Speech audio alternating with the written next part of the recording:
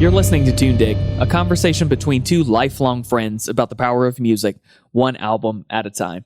I'm Cliff Seal. And I'm Kyle Stapleton. Each episode, we talk about a single album in depth, unpacking it through conversation to understand what makes it worth appreciating, and learning a little bit about life along the way. If you're listening for the first time because we're covering an artist or a record you love, we promise you'll learn something new or gain a new perspective by the end of the episode. And if you've stuck with us for multiple episodes, you know by now that you're bound to expand your horizons as we share clear entry points for artists you may never have tried to get into before. Today we're talking about Brooks and Dunn's Brand New Man. Well, buddy, we're way down yonder on the Chattahoochee, and it is in fact hotter than a hoochie coochie. What do you want to talk about? You didn't plan anything after that, did you? I sure didn't. It's the heat. I'm just going to settle for a burger and a grape snow cone, and we'll see where it goes from there. Today we're doing a YouTube challenge. Can two guys who don't like country that much and actively dislike it in its modern form tell you how much they like this old country record? And if they don't, their family will lose all of its money. Okay, Mr. Beast. We put two guys in a coffin to talk about the genre that used to talk about death the best and now won't face it at all. Let's see what happens. We put two guys who couldn't launch a solo career into a coffin and they turned into Brand New Man. I like the thought of it being about resurrection. One of them also has a red beard. Coincidence? You two must be recreated as one duo that everyone likes more than Tune Dig conspiracy theories. You never see Ronnie Dunn and Kyle Stapleton in the same place. What's that about? It's them. It's the global elite. It's fine. It'll be our most contradictory episode anyway. You got to grow your mustache out so you can be Kix Brooks. Can we do it? Let's do that for Halloween. I'll come to where you are. We'll do. If I could grow a good mustache, I would have sported that already in my life, but it doesn't come out looking the right way when I try. Dumb. Also, I am a huge country fan, and you know that I'm a huge country fan. I know. And you have laughed since we were children about what a huge country fan I am, driving an old Ford pickup truck, walking around barefoot all the time. My whole God-given life, and rocking this music very loudly a lot of the time. I'm a country boy. I drive a pickup truck that has a license plate frame that says, "What would Waylon Jennings do?" and a bumper sticker on the back that says, "Less honkin', more tonkin'." So I'm not saying that I've been waiting all my life to talk about Brooks and Dunn to anyone who will listen, but I'm not saying it. This album will for sure, with all that being said, be the place where we can, capital M, meet in the middle about country, because this is kind of the only slice I can ride anymore. And it's part of the reason this album was on the music calendar to begin with, but also we knew that we both liked this record a long time before we ever had to make any decisions about that. And we will spend the rest of this time talking about why, because it's real clear and simple and direct, and that's real nice. Just a nice, uncomplicated, this is good, actually. And then let's try, not only from 1991 when this was launched, but also, I'm going to pre-elaborate on my own thought process here, but I hope that we can cover what country was up until 9/11. At which point, Toby Keith and a lot of other folks began taking this in another direction that I think ended up in the place where you don't like the implication very much. And I'm right there with you. But there was a special time, especially in the 90s, where shit was kind of cool, actually.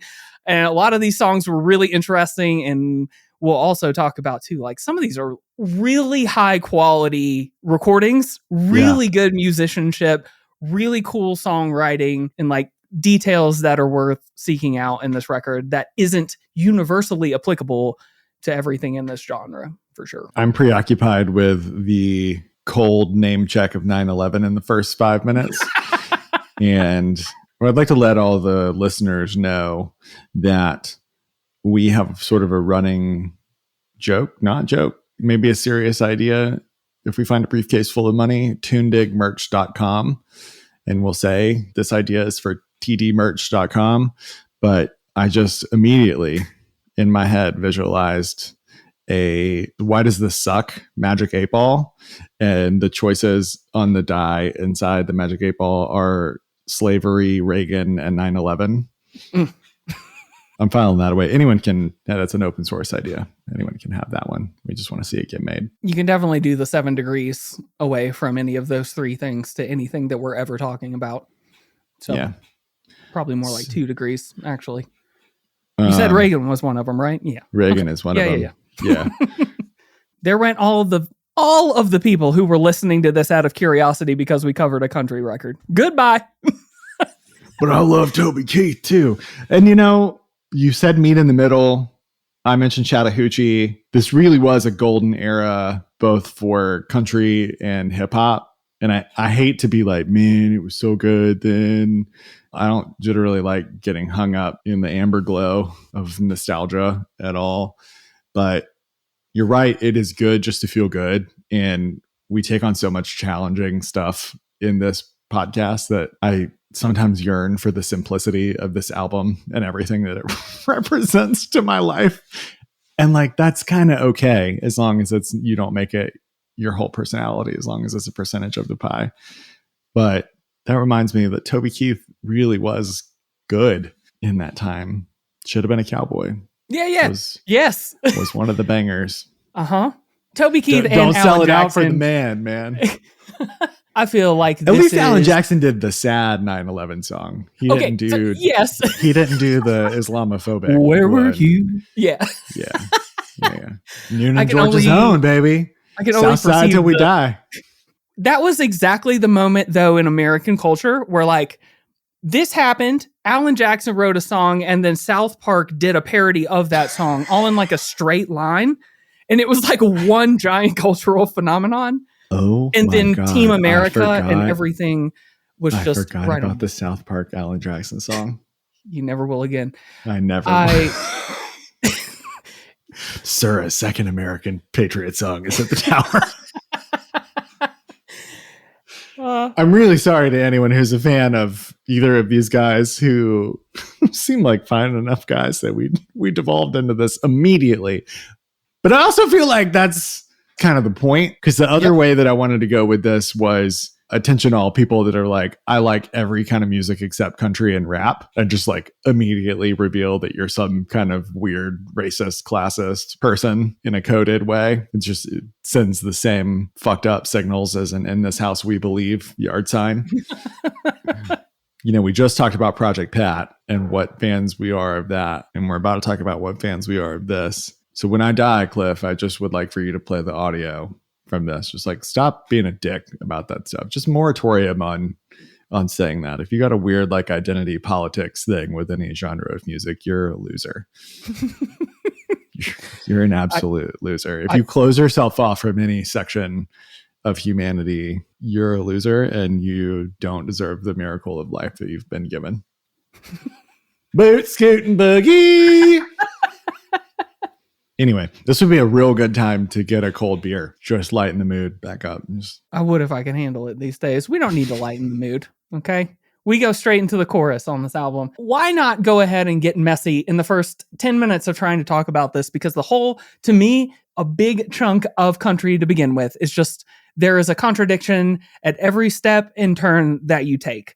Yeah. It is music that came from another place, even though it disavows the history of its own genealogy and musical cultural history and lineage. It pretends that things don't exist, moves forward, is generally and generically ruined by American white people on a regular basis. Country music is weird. It's also full of awesome shit. We've talked about Sturgill Simpson and the run that he's been on for the last 10 years, which is stand out and different, and is directly connected to outlaw country and everything that we talked about, which parts of this Brooks and Dunn record, we can point to outlaw country as well. So there is stuff that is still happening that is based in all of the I guess at this point it would be neo traditional country music. There's Casey Musgraves. There's other artists who are doing really interesting things.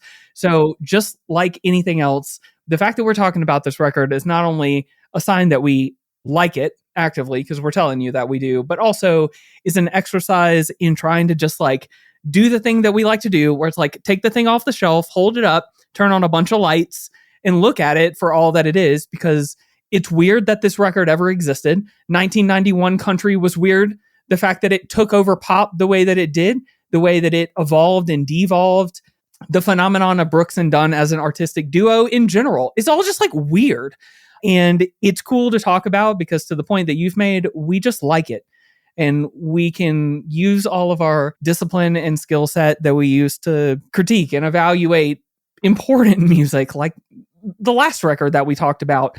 And at the same time, we can come back to something like this, and I can just put Neon Moon on repeat, and I can sing it to myself 13 times in a row, however I want to, because it's fun and because it's maybe one of the best songs that's ever crossed in front of our ears. I love that that's a place that we converge. It really is the perfect song. It can't be beat, and we'll get into that. You're right, Cliff. Point rescinded. What kind of cowboys would we be if we didn't get any mud on our boots? We'd be the kind of people that want to tell you they're cowboys right now in 2025 with their very big trucks, with their $1,500 a month payment. You watch them get out expecting to be a big guy, and they have to jump way down. Like, wow, you're a small guy. Can you see over the wheel? I have seen all size people come out of those things. Okay, but point taken. I will say, in sincerity, my current favorite travel game to play with my partner who enjoys this as well is me telling her how expensive the trucks are that we pass. Just like, no, for real. Nope, for real. That's like a 6-figure truck. Like, that truck is? Yes, that truck. Why? You see those extra letters they put on the back? That's why. Yes, I am driving a $5,000 car, judging them. So that's my boot scoot boogie. Private equity ass truck from a guy who can't spell equity. So on top of liking this record and having it be our sort of nexus throughout country together, it's also just like, I like to point this out when this is true about albums for us, for sure. We've gotten away from just like reading the Wikipedia page right at the top of the episode or whatever, but like it's very important to communicate this album was wildly popular. It's like 7 times multi-platinum. Okay. Had 4 singles right off the bat, right? Brand New Man, Boot Scoot Boogie, My Next Broken Heart, and Neon Moon. 4 number ones out of 10 all songs. Number one. 40% of the songs they made for this, again, their first record went to number 1 in 91. This is right around the same time as Nevermind. Right. The country is not going in this direction vibe wise. So very important to contextualize it sort of in the world that it's in. And to further contextualize how much of an abrupt shift that was, they were the second country group to have a number 1 non-country single, like a generically number 1 single. The first group to do it was right before that, Diamond Rio. I Start Walking Your Way. That song. I start walking your way, you start walking mine. We meet in the middle, neath that old Georgia pine. We gain a lot of ground, 'cause we both give a little.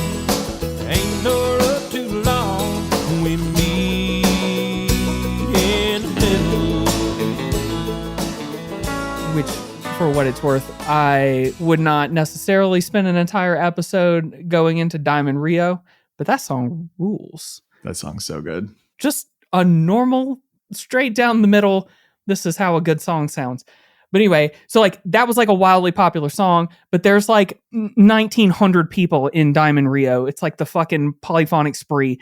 So this is just 2 people doing the equivalent and immediately going to number 1. And then again, like you said, like the 4 number 1 singles from the same record, from a debut record, which like on every count, you mentioned one of the things you mentioned, probably the first record we've talked about, they go straight into the chorus of the first song. I saw the light, I've been baptized by the fire in your touch and the flame in your eyes.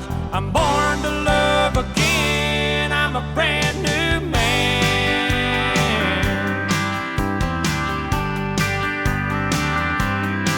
Well, the whole town's talking about the line I'm walking.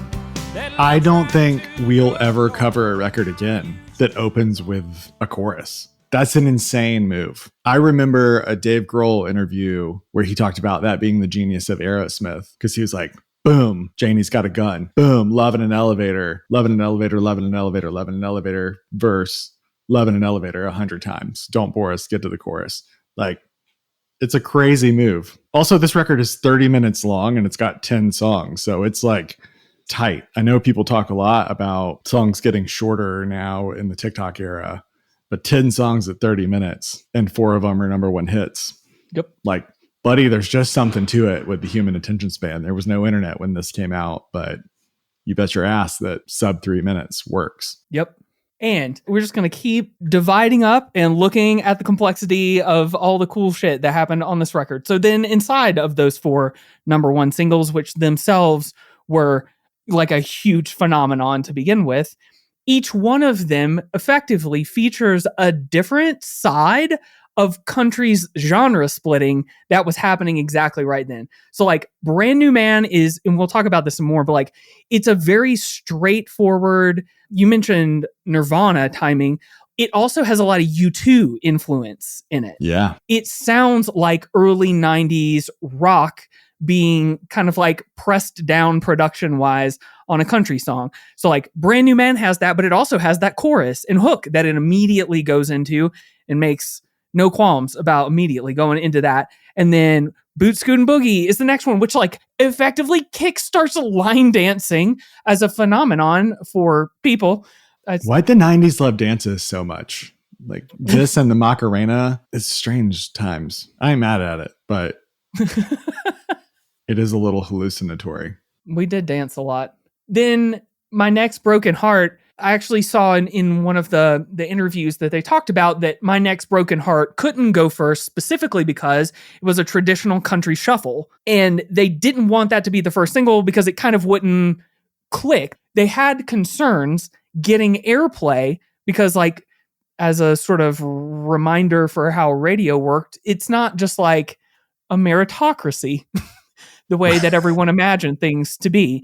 You had to get songs on the radio. So not only did the singles themselves had to be really good to become a breakout single from country music to begin with, but like someone is doing a lot of coordination and work to get that done to begin with. That's so right. Then they talk about that My Next Broken Heart, because it's more traditional, had to be a later single, even though they knew it was great, because they had to ride on the current success that they would have from those other singles. And then they dropped Neon Moon, which is a ballad. And I'll go ahead and just say, I don't think like moment 0 all the way to the very end of this record is completely strong and as awesome as every other part of it. I think there are standout tracks and standout aspects of tracks.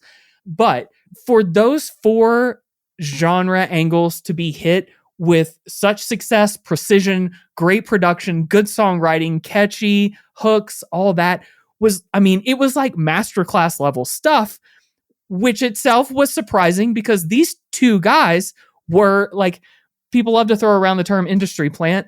These guys were put together by a recording label. They were 2 differently successful people who had not made it as independent artists. They were connected together. And then they would actually go on to talk about how they never super understood that very well or like necessarily got along super well all the time. And yet it worked. Like something about it worked. And especially their live performance did. And there's just some magic in this relatively simple country album from 2 people who got together and figured out how to make things work really special.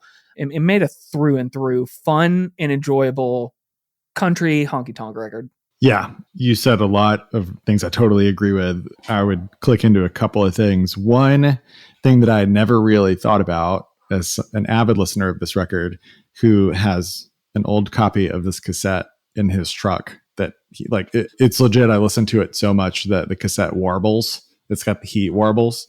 So it will probably disintegrate at some point soon. I had never considered the rock influence, which sounds crazy to say out loud because there's clearly some really rocky stuff. But also in one of the interviews, one of them said of the other, he had some stuff that sounded kind of Eagles-y to me. And I saw the Eagles get invoked a lot, another band that really goes for the chorus and does similar stuff where it's rockin' but light. You can't talk about this era of country without talking about Garth Brooks, who's another similarly huge person and a very interesting phenomenon. And unlike Diamond Rio, somebody we could probably spend a lot of time talking about because he's made a lot of really interesting choices in his career. But in that search for rock bands like Brooks and Dunn and trying to think about that uneasy thing where, musically, maybe there's some similarities, but the posture is very, very different, the presentation of the people. And somebody mentioned Kiss's influence on Garth Brooks as an arena performer and how the country star as an arena performer and kind of a rock star and figuring out how to be a country musician in a down-to-earth genre at that scale and entertain and electrify people. When the biggest sort of stage for it for a long time was like the Opry or the State Fair or the Johnny Cash show or whatever. Like, it's interesting to think about this genre. And again, I think hip hop is an interesting foil, and we've talked a lot more about hip hop. I was thinking about Tribe, because Tribe is another early 90s thing here, and thinking about this as just a cultural inflection point for a lot of groups and types of people in America, and how everybody was trying to figure out how to change as the world around them was changing. And Brooks and Dunn is another example. The second thing is, I totally agree with you that this is not the pound for pound best record that we're going to cover or that we have covered. It is, however, inherently repeatable because there's enough slappers on here. There's 4 absolutely A++, 5-star, 5 mic songs on this for sure. The singles are the best songs without question. There's another 2 that are like B+. I don't think there's a C song on this, but the quality of the singles makes the other songs where you're like, oh, all right, this is fine. There is a bit of like filler, and we can get into how maybe Ronnie Dunn is a bit of the heat and Kix Brooks is the meat or whatever. That was a strange analogy. One's the sizzle, one's the steak. I don't know. They're both really good, but like Ronnie Dunn is clearly the better vocalist. Interestingly, that really rubs Kix Brooks the wrong way. I've never really thought of either of them as superstars. I've only ever thought of them as the duo. So digging into them having egos about themselves this whole time, but quietly, kind of took me aback. It's like Uncle Rico saying he could have gone pro if coach had put him in. But these guys have had this great superstar career, and they seem really low key. But there was a lot about that dynamic. They've been so familiar and comfortable to me my literal whole life that it was interesting to think about them in the way that we try to unpack and explore a lot of these artists.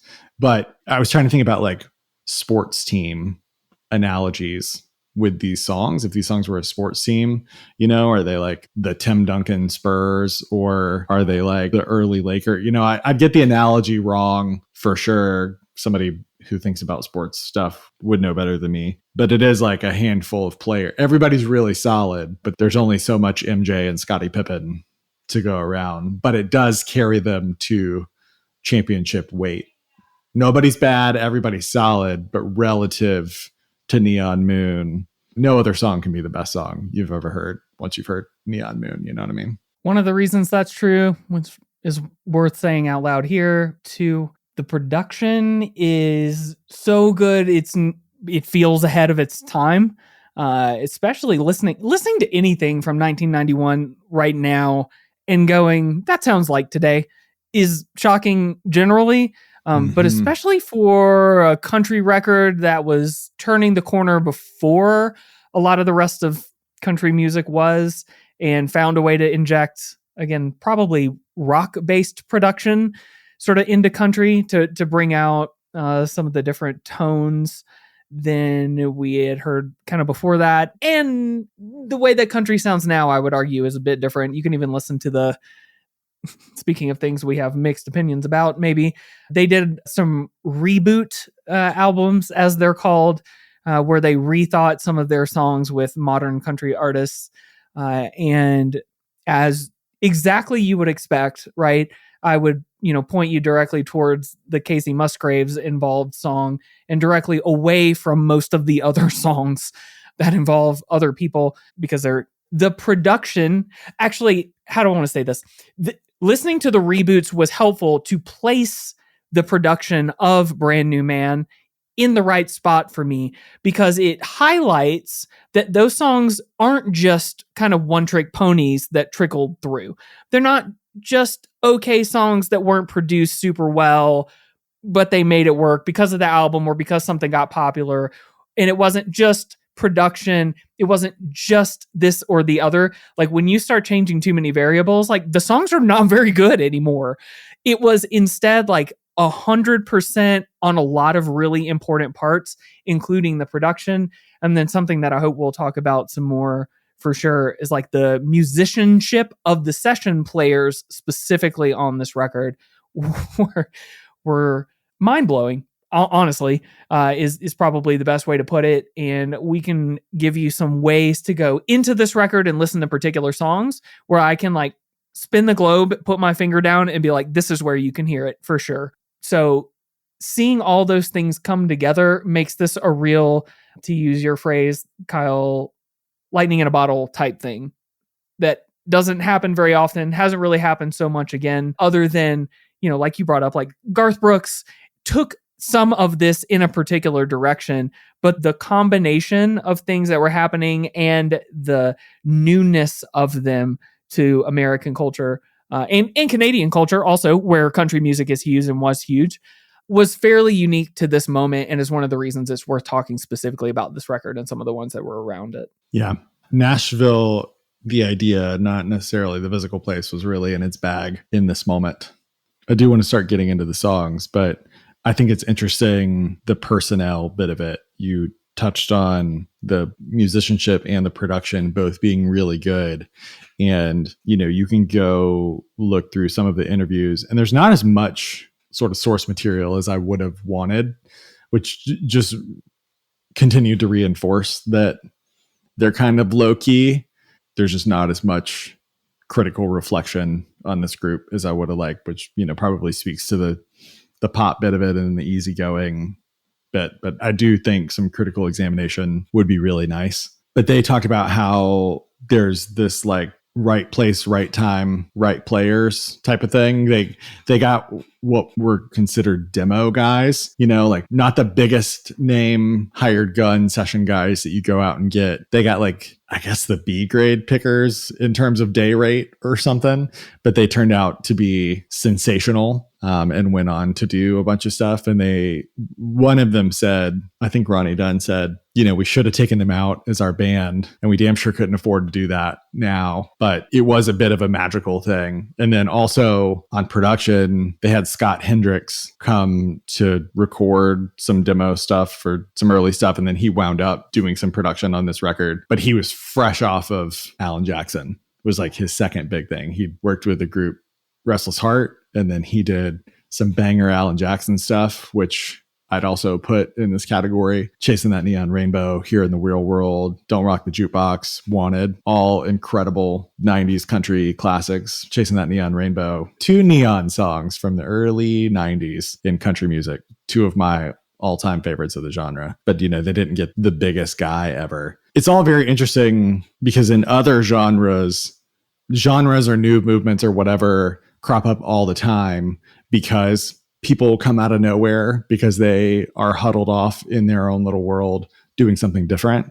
The obvious example for us is the Dungeon Family, Organized Noise, that kind of, you see it all the time in music. You know, youth has a lot to do with it. They don't know any better, so they do it their way, and something new and beautiful happens as a result.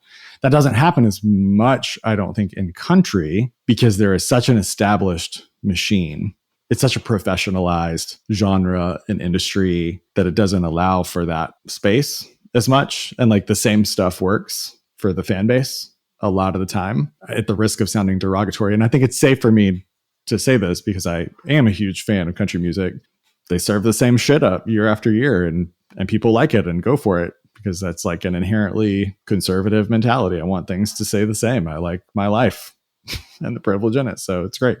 So it is really refreshing when something different comes along, and it's interesting the way that they achieved that. And it seemed like there was some level of deliberateness. They did talk about trying to be new, sound new, blend different sounds, but that's hard to do. You know, the industry hadn't picked them up as individuals yet. because they hadn't really found their thing, but they found a bit of a secret sauce. They tapped into just the right. It wasn't like radically different. It drew on familiar things. It was just all the right people, the right time, lightning in a bottle. Everyone was super talented, and we came to appreciate them only in hindsight. Maybe part of what makes this interesting then is because the country music engine had not spun up to its eventual apex. We did get, I would say, I would take one exception to the backup squad comment, which was just Brent Mason is the guitarist here. And I do know what you were saying, generally speaking, about all these musicians and sort of channeling how they talked about that original set of folks from this record. But Brent Mason played electric guitar on this record and is one of the best guitarists of all time. I would kind of classify him, like a lot of other niche guitarists, as someone you might not be aware of if you don't like guitar. There are a lot of, like, the whole like Andres Segovia, Christopher Parker, classical music, lots of other folks like that, unless you're sort of stepping your toe into the dork side of things, they may have evaded your knowledge. But like Brent Mason he played on over 1,000 records. He has been cited as like one of the best session guitarists of all time. He was, speaking of another like guitarist that you might only know if you start to care about guitar a little bit, but like he was discovered by Chet Atkins, who is like, now you're sort of reaching the like, you're actually clearing the jimmies at this point. Like it's hard to express. Like you're into like people who would still beat out the kids on TikTok these days territory. Like people who truly revolutionized the instrument and could play absolutely anything. So Brent Mason was discovered and mentored by Chet Atkins, has been honored a bunch as Country Musician of the Year, Guitarist of the Year, all sorts of things like this. Played on a ton of records that you'd know of, is a Grammy Award winner, won CMA Award Musician of the Year, like has been kicking ass for a real long time. He was known for being good at this point, but obviously we are now, sweet Jesus, 30 something years in the future. Am I doing all that math right? Yeah, of course I am. That's how you know you've reached old. It's just like if you double check your own math every time you're trying to tell the time from another time. So cool. Neat. The 80s were 10 years ago still. Right.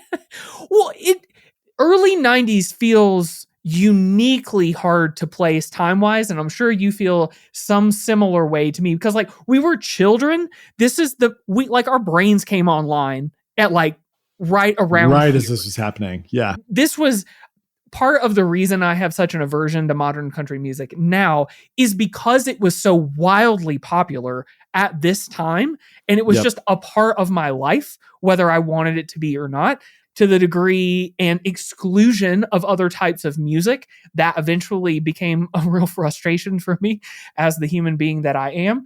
And so I have a little bit of frustration about it. And at the same time, I could sing you a playlist of 100 90s country songs right now without looking at any of the lyrics, because some of it was real good. And so to the point that I was trying to make, I guess, about the country music engine spinning up, because this was still early on, I guess I could maybe do some light conjecture. Like some of the musicianship that we see here feels more like classic rock records or jazz records, where they spent time trying to just get it right.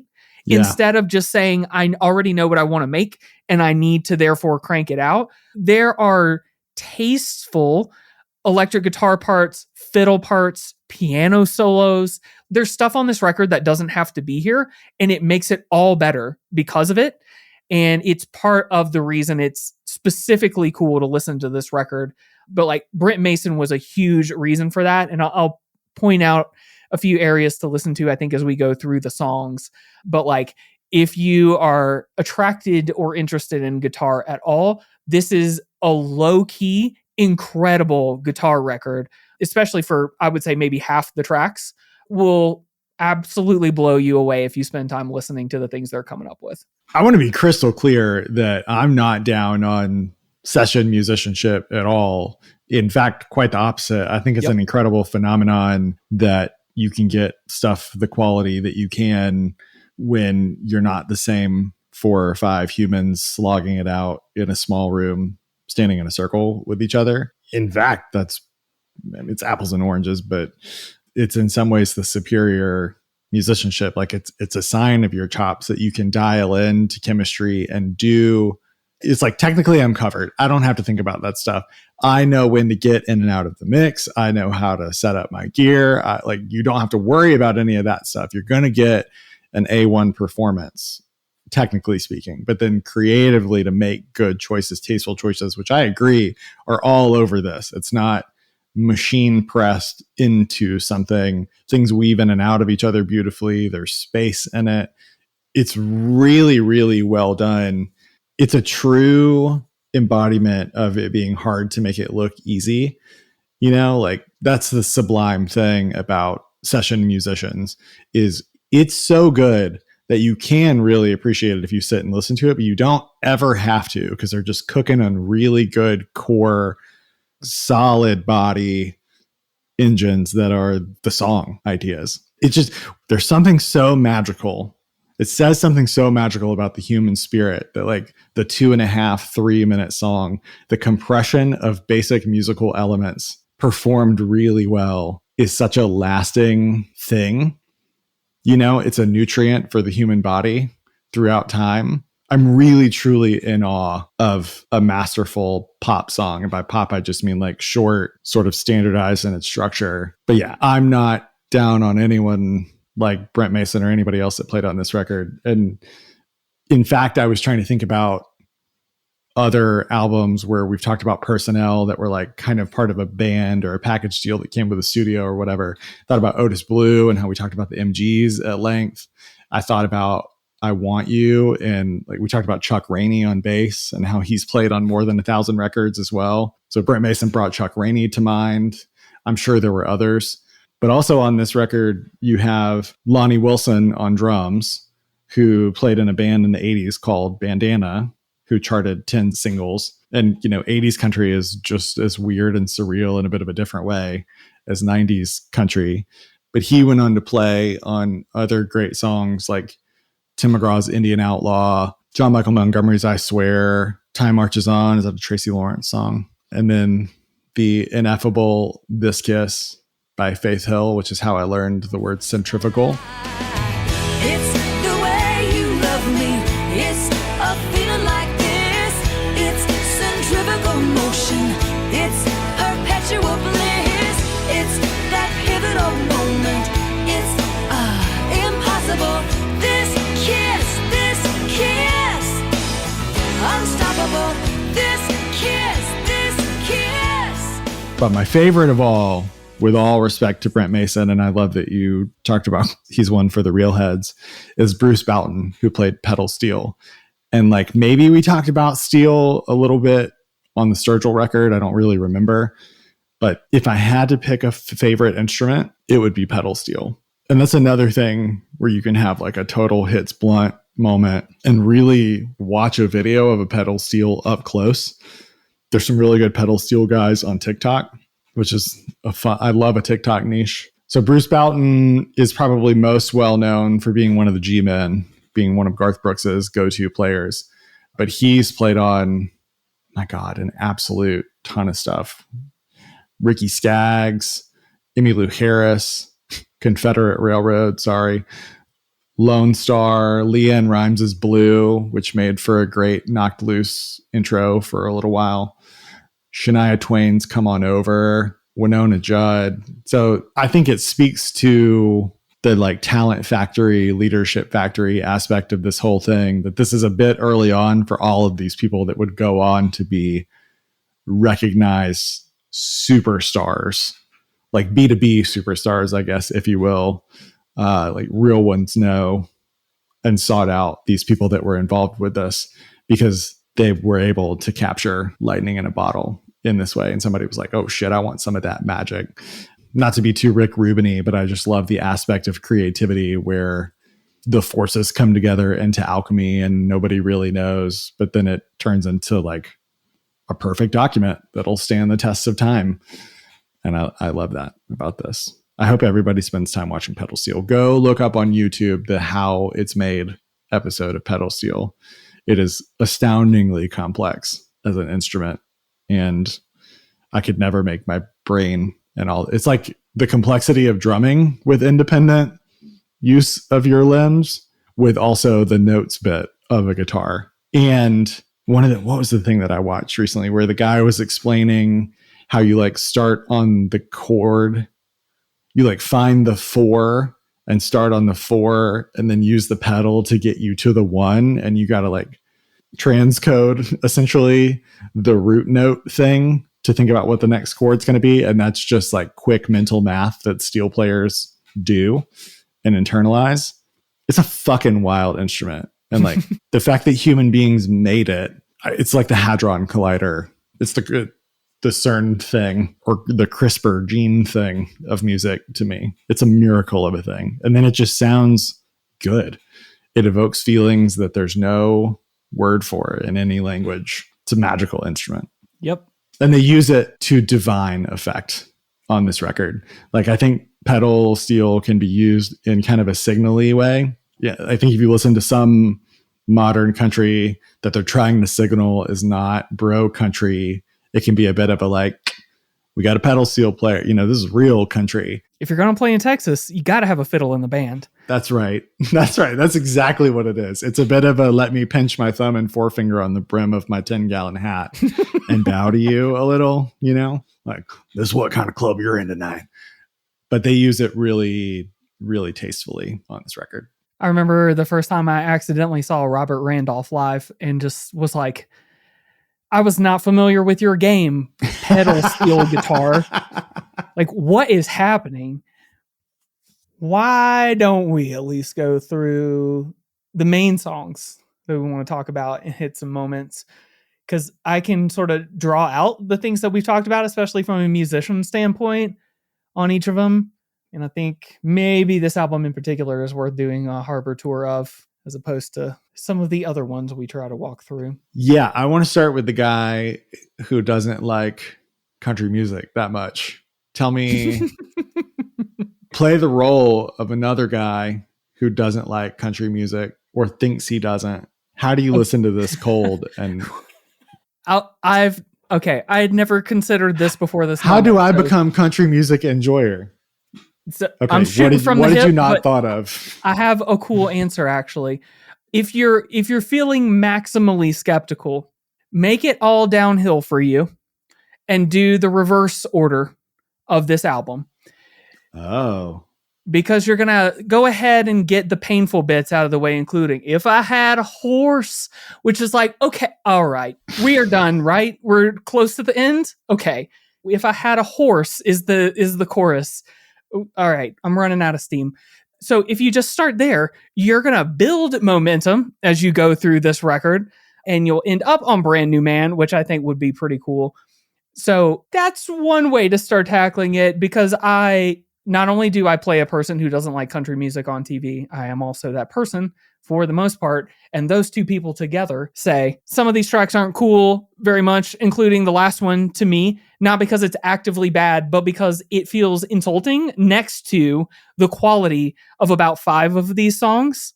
And it reminds me of the way that country music can, speaking of country and hip hop, actually both of these genres, there's a lean back that you can do in these genres that I hate. I really, really, really hate it. It's like Imagine Dragoning inside of this genre. Oh. Yeah, I know the formula for this. Let's just crank it out. 12-bar blues and a shuffle and hit the snare twice right before 3 and 4 and crank that out. And and a country truck dog. And then, yeah. Okay, like, Bo Burnham. Jesus Christ.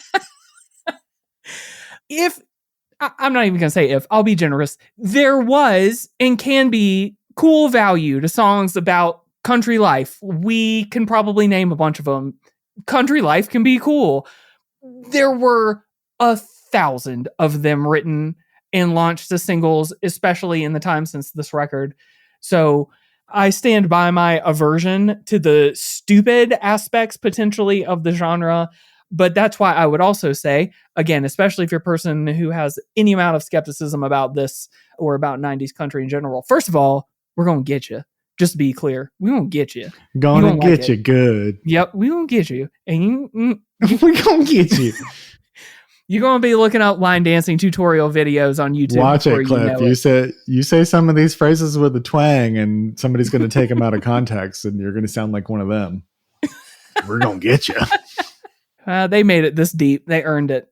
But for real, like, and that's why I'd like to kind of talk through, especially the singles, but any other songs that you wanted to highlight or moments. Because, like, there are things that this record can teach you about country music that makes it feel cool, adds history, adds context, and does the, like, constellation thing that we talk about a lot, where it's like, if you care about music, you can sort of go back in time and then look at the future from what you know now. And it's really cool to see all the things go off in these directions that you never would have expected when it happened. And again, as opposed to this album itself just being a force, it sort of released singles in different directions, like little carrier missiles to other parts of the world, and kind of created its own little offshoot genres in country that are continuing to this day, more or less, with the exception of the line dancing phenomenon, which I think we're done with now.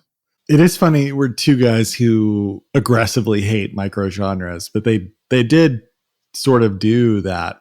I'm fascinated with the idea. I watch like a ZZ Top, and they'll talk about things that just started as moves. Like I saw ZZ Hill do this. He did this turnaround on this thing, and how like a move or a nugget of an idea can spiral or be repeated into things. I tried to think about what those micro genres were and almost start pre-playlisting in my mind. How would you describe it? I'm just always really interested when it seems like there's an inside joke or inside knowledge already around a thing. I think I'm pretty well studied when it comes to country music and how to appreciate it. But then they'll do a thing like the drum beat on Cool Drink of Water. I don't even know what the term for that is, but I also think about the Grundy County Auction song, and I don't know, like I call the Do-Si-Do beat in my mind. But you're right, they're all going for slightly different things. I guess Skynyrd, my OG favorite band, like you can catch that if you hear Ronnie describe a song. Like, here's a rock and roll song, here's a country song, here's a blues song, and like they all just sound like Skynyrd to me. It is sort of interesting how people learn to classify these things in their mind and what's a real genre and what's not. But I don't know. It's all Brooks and Dunn to me, man. Which would be a good bumper sticker for tunedigmerch.com right next to the Reagan Slavery 9/11 Magic 8 Ball. Bundle and save. I will issue a light and kind-hearted challenge, though, to those who would say they are versed in country, but if I asked you for your favorite country artist, you would begin to say the word Morgan. Like, that's cool, man. All right, dude, like we have talked a million times about you do your thing, love your stuff.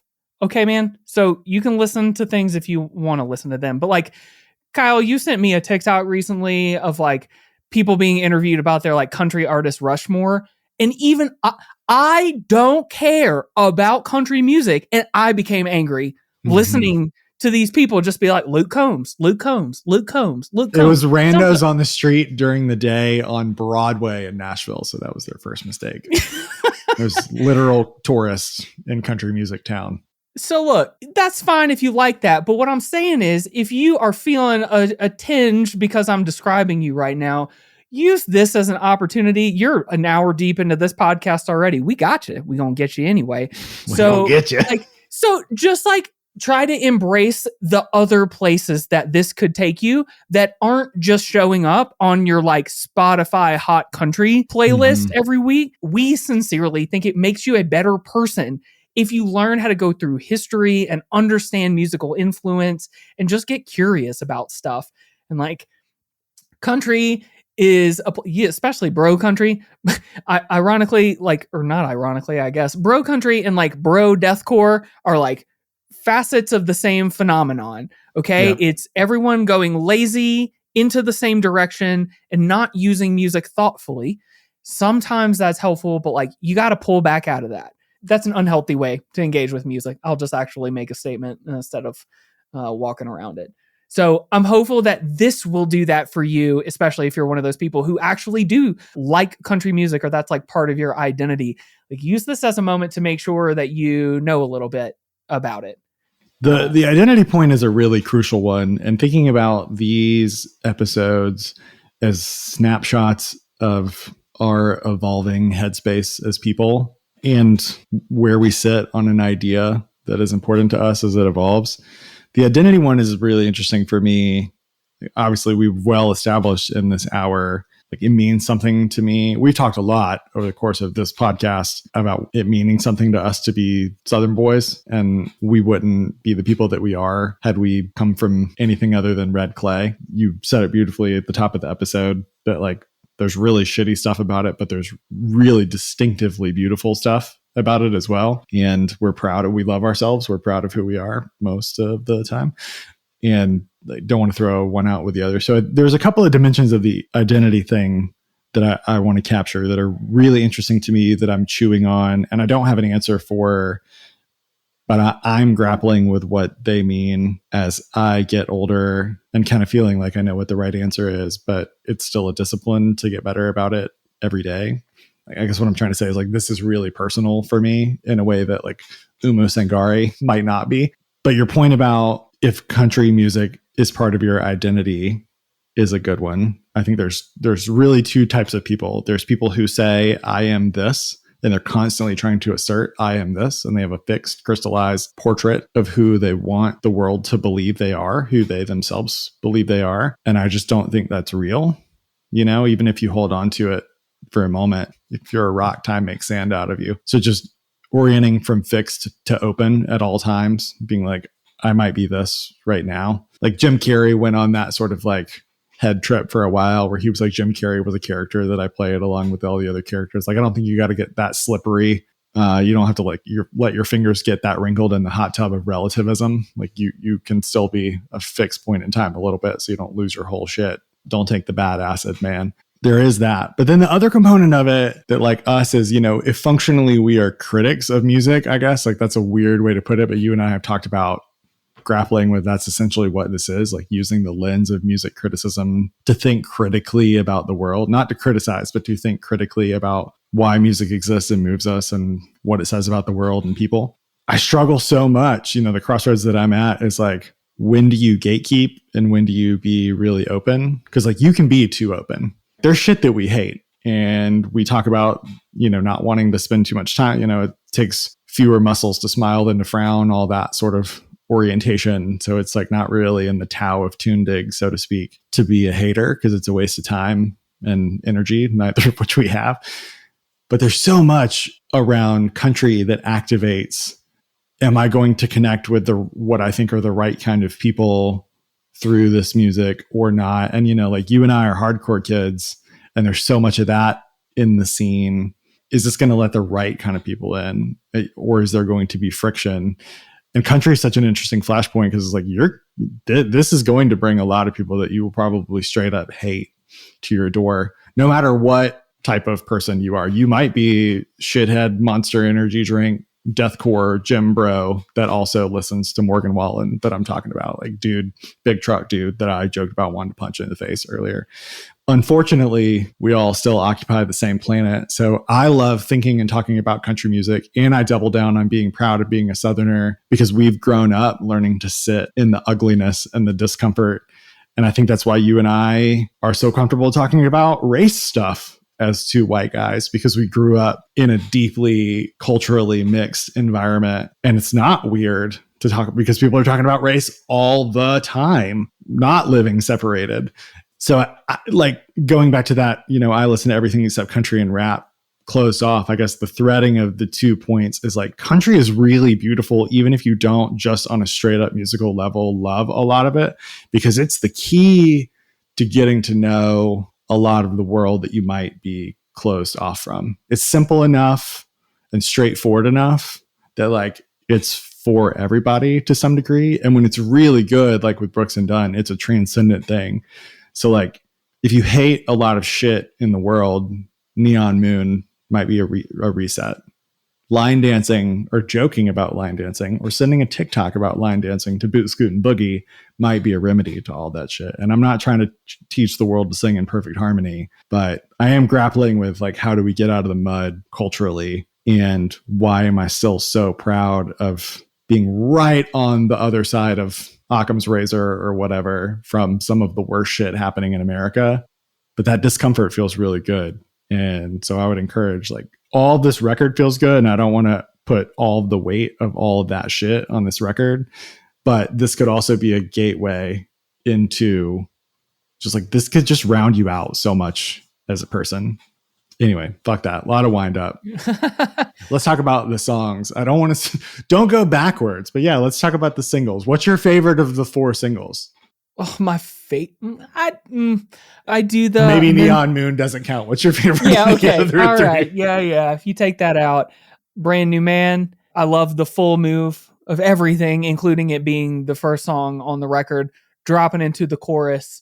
I love the U2 edge ass sounding guitar solo, which like that's the first thing I'd like to put your brain on if you're interested in the instrumentation of this record.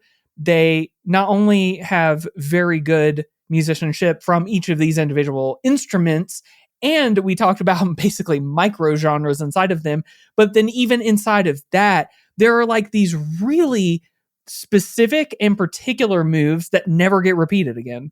On a macro scale, this is why I like the band Between the Buried and Me, because they will do a unique thing once and then be like, well, there it goes, never again for you. Goodbye. It's buried in an hour and a half of music, and it's the coolest riff you've ever heard. So, like, similarly, hearing the guitar solo specifically on Brand New Man, to me, is like actively cool. I can imagine 10 other guitar solos that go there. Yeah. And, you know, I mentioned the reboot efforts. Nothing will put the mastery of guitar in sharp relief quite like hearing what they did on those songs when they didn't just literally pipe the old guitar playing into the new song. Like, hearing less energetic guitar playing changes the nature of so many of these songs, and Brand New Man is no exception to that one either. It's like a surprising guitar move. It's cool. It's cool that it's produced well. You are nearly hitting, just for about 5 seconds, you're nearly in shoegaze territory in the middle of a huge country single. It's really cool. Yeah, they do a weird one note jangle, and then they climb into kind of a country rock thing. But you're right, it is kind of a long one. It's strange.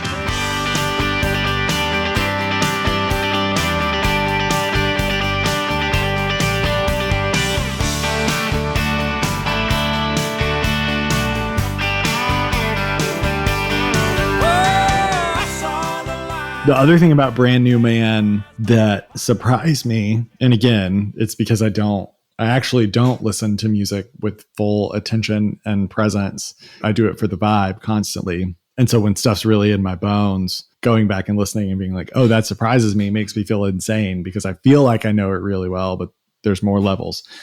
The harmonies, the vocal harmonies. When I think about Brooks and Dunn, I think about single voice. Is this a Kix Brooks song or a Ronnie Dunn song?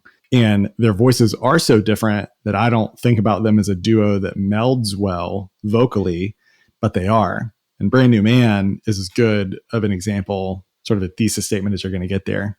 And like, duos are really interesting as well. There's great duos throughout the history of music. And certainly there's great duos in country music. You know, I would argue they're one of the all-time great duos in musical history because of these things that they produced. But there's a lot of moments on this record where you can tell they're still trying to be solo guys. This is an Andre 3000 song, or this is a Big Boy song. And let's just make a whole CD of each almost. But on Brand New Man, you get the chorus harmony on that is so good. Reminiscent of another great duo, maybe one of the greatest duos ever, the Everly Brothers, the kings of vocal harmony, as far as I can tell. Hell yeah. It's an immediate moment to dive further into what you just pointed out. So much of the harmony we hear these days is just vocal doubling. So it's the same person. And then, especially if they give a shit about it, they are doing multiple takes, but it's still vocal doubling by the same person. And so to have two people with not only two different people, but people with such distinct voices from one another, to have it work harmonically the way that it does is killer. And the harmony lines are perfectly chosen. It's a really cool foil to the idea that Kix Brooks wasn't important because he wasn't the primary vocalist on their most popular singles. No, there is no way you can take him away from Ronnie Dunn and still end up with, well, I mean, literally with Brooks and Dunn. Yes, but Ronnie Dunn, even though he has a significantly better name than Kix Brooks, it just frustrates me that he never changed his name. Like, dude, you're trying to get famous alongside somebody with a good running name like Ronnie Dunn, and your name is Kix Brooks. I'm sorry. Do you know why that's his name? No, tell me. I'm really glad that I got to drop this on you live. Good. This is from their Country Music Hall of Fame write-up or whatever. This having a reason is going to please me deeply. Okay, go ahead. Leon Eric Brooks III, would you rather it be that? Earned his nickname Kix with an X like the cereal because of his boisterous behavior in his mother's womb. They called him Kix because he kicked his mom in the womb. Just like I had an uncle, he's still alive, or great uncle, Uncle Duck, because he got bit on the toe by a duck as a child. And they call him that his whole life. That's some country shit. You kicks me? Kix Brooks. But the name later fit his performance style as he twirled, strutted, and kicked to dramatize Brooks and Dunn's rocking arrangements. He was raised by his father, an oil company engineer. After his mother died when Brooks was 3 years old, he kicked her to death. Oh, man. But also, Brooks gravitated to music at an early age. His family lived on the same street as Billie Jean Horton, who'd been married to both Hank Williams and Johnny Horton, and he gave his first paid performance at age 12 with Horton's daughter. Huh, that's awesome. Put some respect on his name. I just, like, on who he is as a person. I was just questioning the stage name itself as such an important portion of a duo, but I guess we understand why that's a touching tribute to somebody, so I'll leave it alone. But I'm sorry, I wasn't going to bring up the bio shit because I totally agree. Like, let's not just read their Wikipedia. But like, again, as a Southern boy, it delights me. I feel like we're in a Waffle House late at night reading these to each other. Ronnie Eugene Dunn said of his parents, "Dad was a hot-tempered maniac honky tonker. I hope that's how my daughter describes me one day. Mother was a Bible-carrying Baptist. She won't describe her mother that way." Dunn felt the pull of both worlds. He attended Abilene Christian College as a seminary student, but left after school administrators chastised him for singing in bars. Boy, if that ain't Southern living, I don't know what is. Well, one Saturday night and one Sunday morning. Like, what are you going to do? Check this shit out. After Dunn won the Marlboro Talent Search Competition in 1988, that's a talent show put on, sponsored by Marlboro Cigarettes, ladies and gentlemen. He and his wife, Janine, relocated to Nashville. Incredible. I miss when they called it the Winston Cup as well. Hell yeah. Two unironic NASCAR fans on this podcast. I literally have an oil painting of Dale Earnhardt hanging behind me on the wall. One of my favorite, you're not Southern, but I'm going to tell you about being Southern things is not NASCAR specifically, but Top Fuel drag racing. I'm just like, let me tell you about this thing that we do sometimes and how it feels like the apocalypse is happening. And then these little cars go down a 1/4 mile road as fast as they can for 4 seconds. And then they do it again. And we sit there. Man, old daggone fast name, man, and daggone furious. And the various variations of the King of Hill cast try to win at the Beer Olympics with no competitors. Also, making a sharp turn back into the song, I also want to point out, you mentioned the pedal steel on Brand New Man. Listen specifically to the pedal steel in the chorus.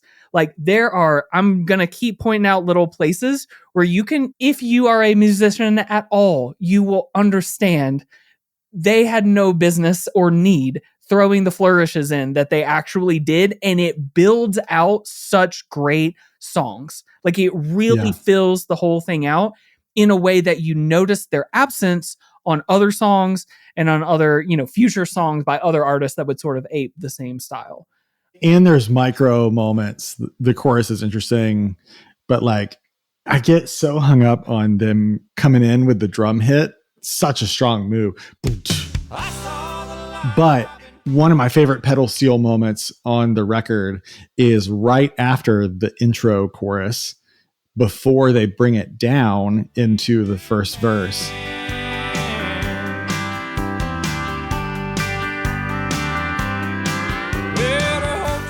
I've never really listened to Brooks and Dunn on headphones that much, but you're rewarded with little things like that. There's a lot of ear candy, Yep. especially on the Ronnie Dunn. Like if they're really trying to make it singly, you're going to get a lot more of that action. So then piping that same group forward on My Next Broken Heart, which is just a good country shuffle classic song. I'm not saying it's mind-blowing or even in the category to me of Neon Moon, but it's just a good regular song.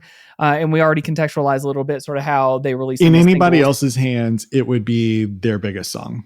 Fair enough. You know what I mean? That it's the fourth biggest single on this Yep. is not a slight to it. It's just in a crowded space. Yep. But then, okay, so then to that exact point, right? Doing something really specific in this moment with Brooks and Dunn collectively, not just the two people, Brooks and Dunn, but also their studio musicians and everyone who's creating this record. They're doing My Next Broken Heart. And on this one, you have electric guitar and pedal steel doing like a trade-off solo.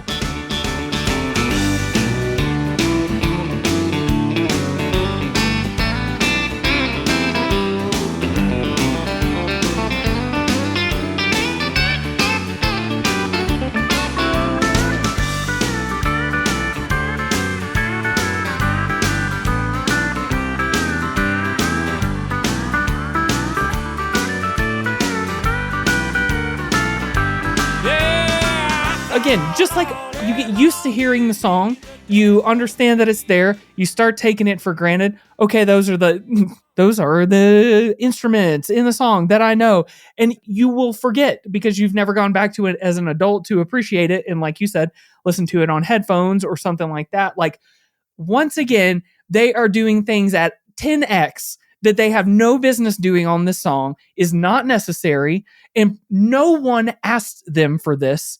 That was like, you can tell that that was something that happened because we want this song to be really good.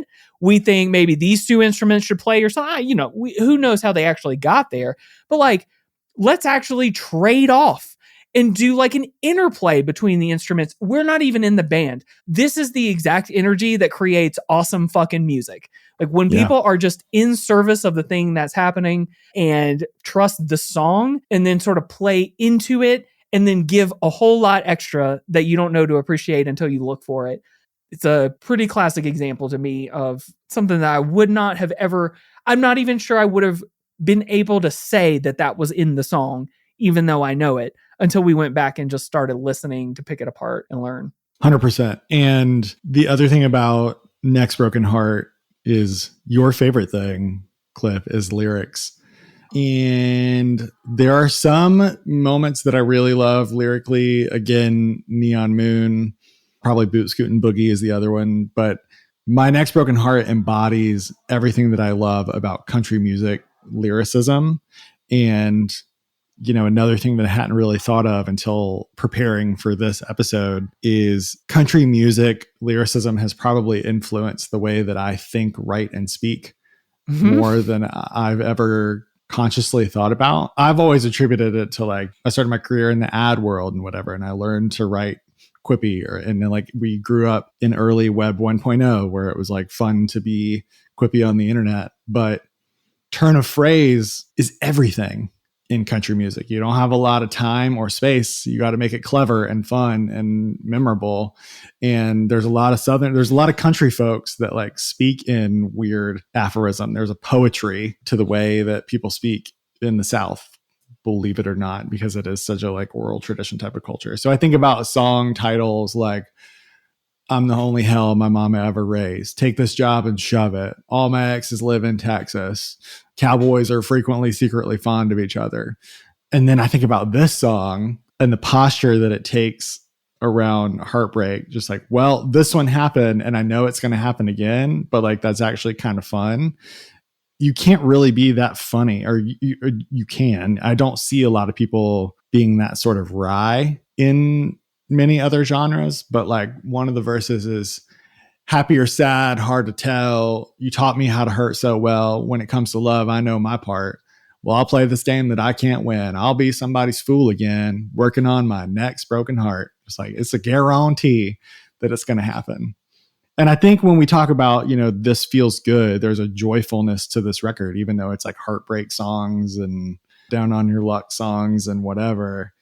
There's just sort of a beautiful, I don't know, fatalism or something about that. Like, when I love the lyrics on this record, I really love the lyrics on this record. And I just love a song concept and execution that is clever enough to bring a smile to my face. So big ups to the lyrics on My Next Broken Heart.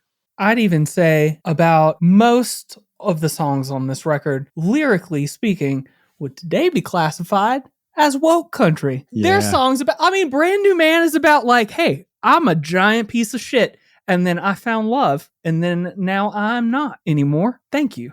Yeah, but draping it in Christian language, Yep. In the language of salvation is like right on the line of, is it pandering? Is it blasphemous? Is it, they weren't really thinking that hard about it, and it's just the language, the metaphor that they know. Yeah, that is a really interesting example as well. This is the band that would go on to play the GOP convention in 2004. So we don't have to overthink everything. But yeah, I specifically noticed even lyrically that just it still piped some of the things that we've talked so much about with outlaw country and other forms of older country and Western music that bring forward a genteel and almost like meek existence of like, yeah, I'm tough. I live in the country. No. All those things. Yes, those things are still true.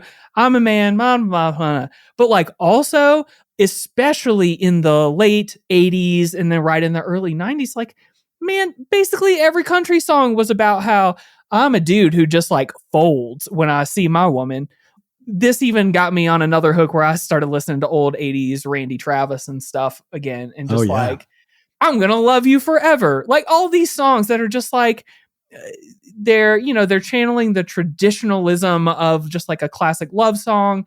But when we put country genre on it and look at it from where we are today, it feels interesting and strange even to have the sort of lyrics that I see here. And we'll talk some more about Neon Moon. But yeah, I think it's worth even calling attention to that, because for every Boot Scoot Boogie call out thing about here's who I am and where I am and what I'm doing and all that, for every one of those lines, you have another line that's just like, I don't know, man, I'm not a super good person, honestly.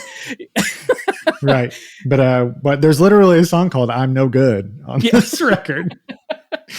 It is what it is, man. It makes me think of that thread that was going around on social media for a while of like R&B is not as good as it used to be because men don't be yearning anymore. Man, like 100%. A man won't go out in the rain and sing the song at the top of his lungs in the video. This is totally that. And totally. Like you could spend a whole bunch more time. I think a lot of what we're getting at wrapped up in this Southern man shit is the masculinity bit of it. It's like there's such conflicted and restrictive ideas of what it is to be a man or to behave masculinely that identity genres can really lock into and are at their best when they subvert. But yeah, these dudes are real. This is real man country because they be yearning. They be imperfect, they be soft, and they be yearning. My favorite lyric on the record, though, is something that I say frequently, just like in my everyday life. Outlaws, in-laws, crooks, and straights from Boot Scoot and Boogie. This club has everything. See, this is what I'm saying. Even those two lines are like, here's a big tent where everyone's welcome. That's right. That's right. Outlaws, in-laws, crooks, and straights. Like all of them. Everybody right. In this tent doing a line dance. Because they are all in the big tent of me. I have been an outlaw, an in-law, a crook, and a straight. Yep. Like, surprise, the mom was the doctor the whole time. I'm all of them. I'm every woman. The Tao of Brooks and Dunn. Well, let's swing through Boot Scoot and Boogie then, because I'll also point out from a musical standpoint, this song could have been straightforward, nothing interesting, and would have still taken off in exactly the way that it did. Like, it was huge, it's catchy, it's cool, it had a neat dance. I remember watching people I'm related to and associated with trying to do this dance. It's all hilarious and beautiful. And also, it has some of the best blues piano on it I've ever heard. Is insanely good. Yeah. Well, is it the only song on the record that has a blues progression? It's certainly the one with the obvious blues progression. It's a blues rock song functionally. You know, they do the 1-4-5 or whatever. And they have the overdriven, not pedal steel, but the guitar. They play the slide guitar, and there's like a real aggressive sort of car engine right at the beginning. Yes. So it revs like Yep. unlike the other songs. And it's got a lot of really good fiddle on that song in particular that the piano is like interacting with musically. Yeah. I'm telling people, dude, There's listen to this like a fucking John Coltrane record from time to time. Like there is Wow, that's incredible crazy. stuff happening in the background between these musicians that just is directly below the surface if you're just sort of listening for pleasure. So I'm saying go in deep. And in this one in particular, you can listen to piano and fiddle, like you can perceive them almost looking at each other and Yeah. doing a thing on purpose. It's very live. Yeah, Yes. yeah. I've long said that if I picked the piano back up, that I would focus exclusively on trying to play boogie woogie because it's like such an underrated, underutilized style. Like I have just always wanted to play the piano like Billy Powell, just like barroom blues. But you have that. And then I think right after that, to your point, is that almost like dive bomb fiddle line where it's like,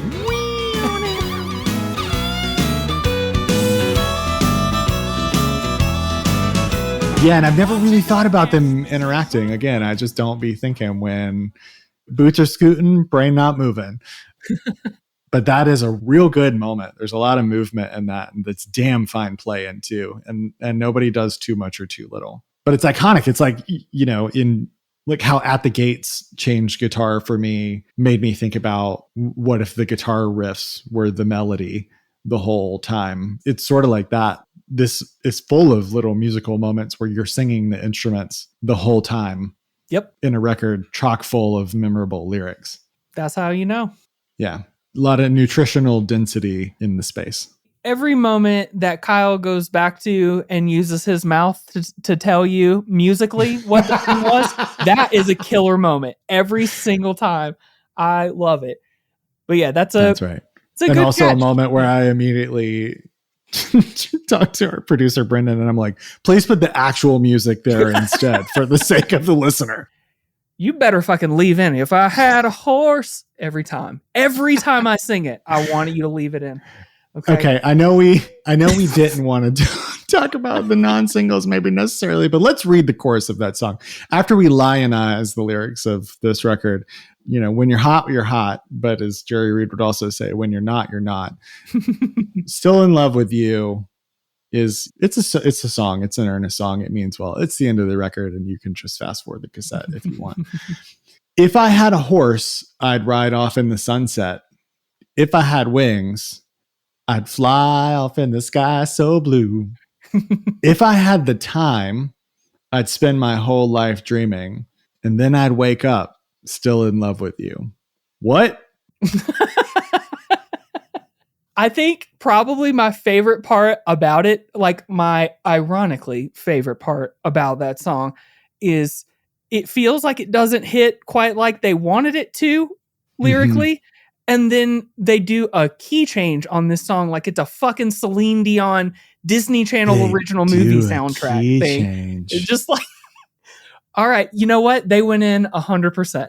They came back out pretty quickly once the song was done and the album was done. But that may also be a new frontier for Toondig. If we've had records with a key change in a song in like a non-jazz way, I don't think we've talked about it. And obviously that's a huge phenomenon in pop music. Maybe the closest we've gotten is talking about Whitney Houston's I Will Always Love You. We talked about Dolly. for sure. This is what it's all about, ladies and gentlemen, doing the connective tissue at this point in the podcast and finding all the cosmic connections between all of these things. It makes me feel alive. Yep. If I had will to guess- say, to your point about they almost landed it and not quite, I think the second verse speaks to it because it scratches an itch in my right, or like it itches my writer brain. Be in Baton Rouge by morning. Hope you're missing me by then. I'd like to be the kind of memory that makes you want to take me back in your arms again. Like, it's just, with all the punchiness elsewhere, that's not quite like, I love the sentiment. It's like almost a lyric I'd write in a notebook, but it's not quite tight enough. Mhm. You know, that's one. And you think about the creative process of artists and like, what, you know, why does it take 2 years for an album to come out or whatever? Distilling it into the tightest, best version of itself. I mean, it also reminds me, they did Storytellers either for VH1 or CMT, and they talked about getting together and Brand New Man being the first song they wrote together. They had that lunch with Tim Dubois on a Tuesday, and they wrote Brand New Man on a Thursday, and that was the first thing they did. But that Ronnie had the seed of the chorus, like, I saw the light, I've been baptized by the fire in your touch.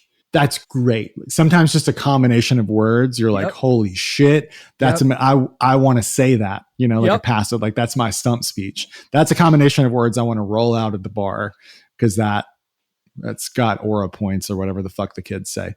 But he said, I'm a changed man, was the root of the idea. And Kix's contribution was, what about brand new man?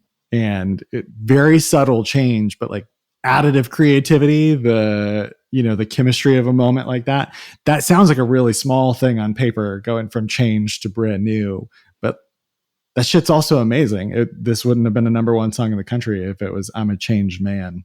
Small but powerful. So like if there is a place to like go deep about the lyric, just the art of country music songwriting and the hard to make it look easy bit, and the distilling to the fewest possible words, the easiest to remember and repeat amount of words, is an art form. And yes, Cliff, you've hit on something that a lot of people have mistaken the art form for, like, I can paint by numbers, you know, beer truck, Friday, painted jeans. And that's so much of what it is now, is just the signaling without any of the context or cleverness or beauty. But like, I would defy anyone to try to take some of the subject matter and turn it into something clever and timeless. It's hard as shit. It's very easy to write an okay country song that people will remember for a month or a year. It's much harder to write a timeless song about a timeless sentiment that people will remember forever. And they do it so well here. There's so much making it look easy on this album.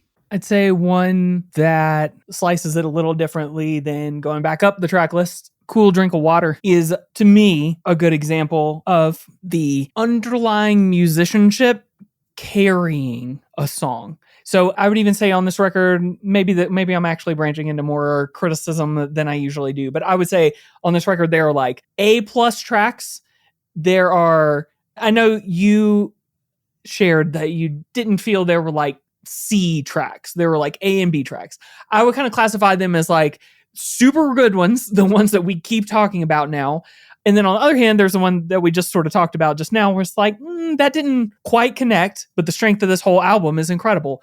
Cool Drink of Water, to me, is an example of one that could have ended up like Still in Love with You, but doesn't, specifically because the guitar, the verses and transitions from the guitar on the song are themselves masterpieces of little guitar playing. And then it has a solo with the piano. So similarly to how we mentioned, like, the pedal steel will trade off with guitar and piano interplays with fiddle. Like on this one, you've got a straight up solo with the piano. Like, people do not boogie like this anymore. Like, it's awesome.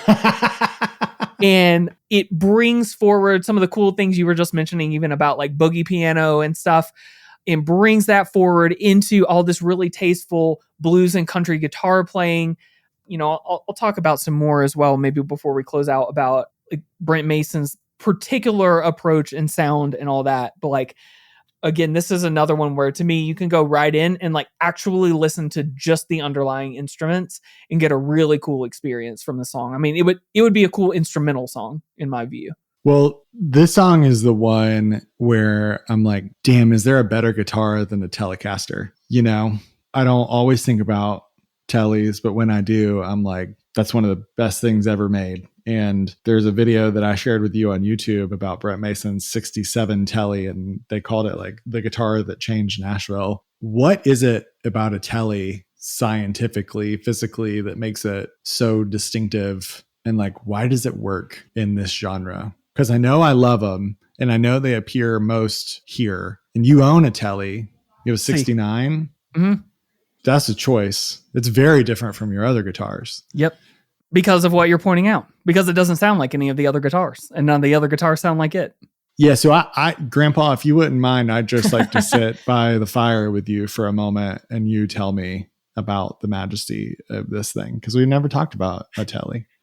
I would love to. I today sent someone the Simpsons grandpa sitting on a stump explaining shit to kids meme. So here we are. I get to do it now. Also, what is cool is we have a standing, pretty important rule about not doing conjecture. So what's cool is I'm not about to just shoot off the hip about why I think it. There are like lore reasons and ideas that I'll mention, but Fender themselves tells you how you can understand the difference between their main guitars. And then we can also talk about the difference between Fender guitars and others. It's the combination of those things that makes a Tele distinct. So specifically the scale length of Fender guitars.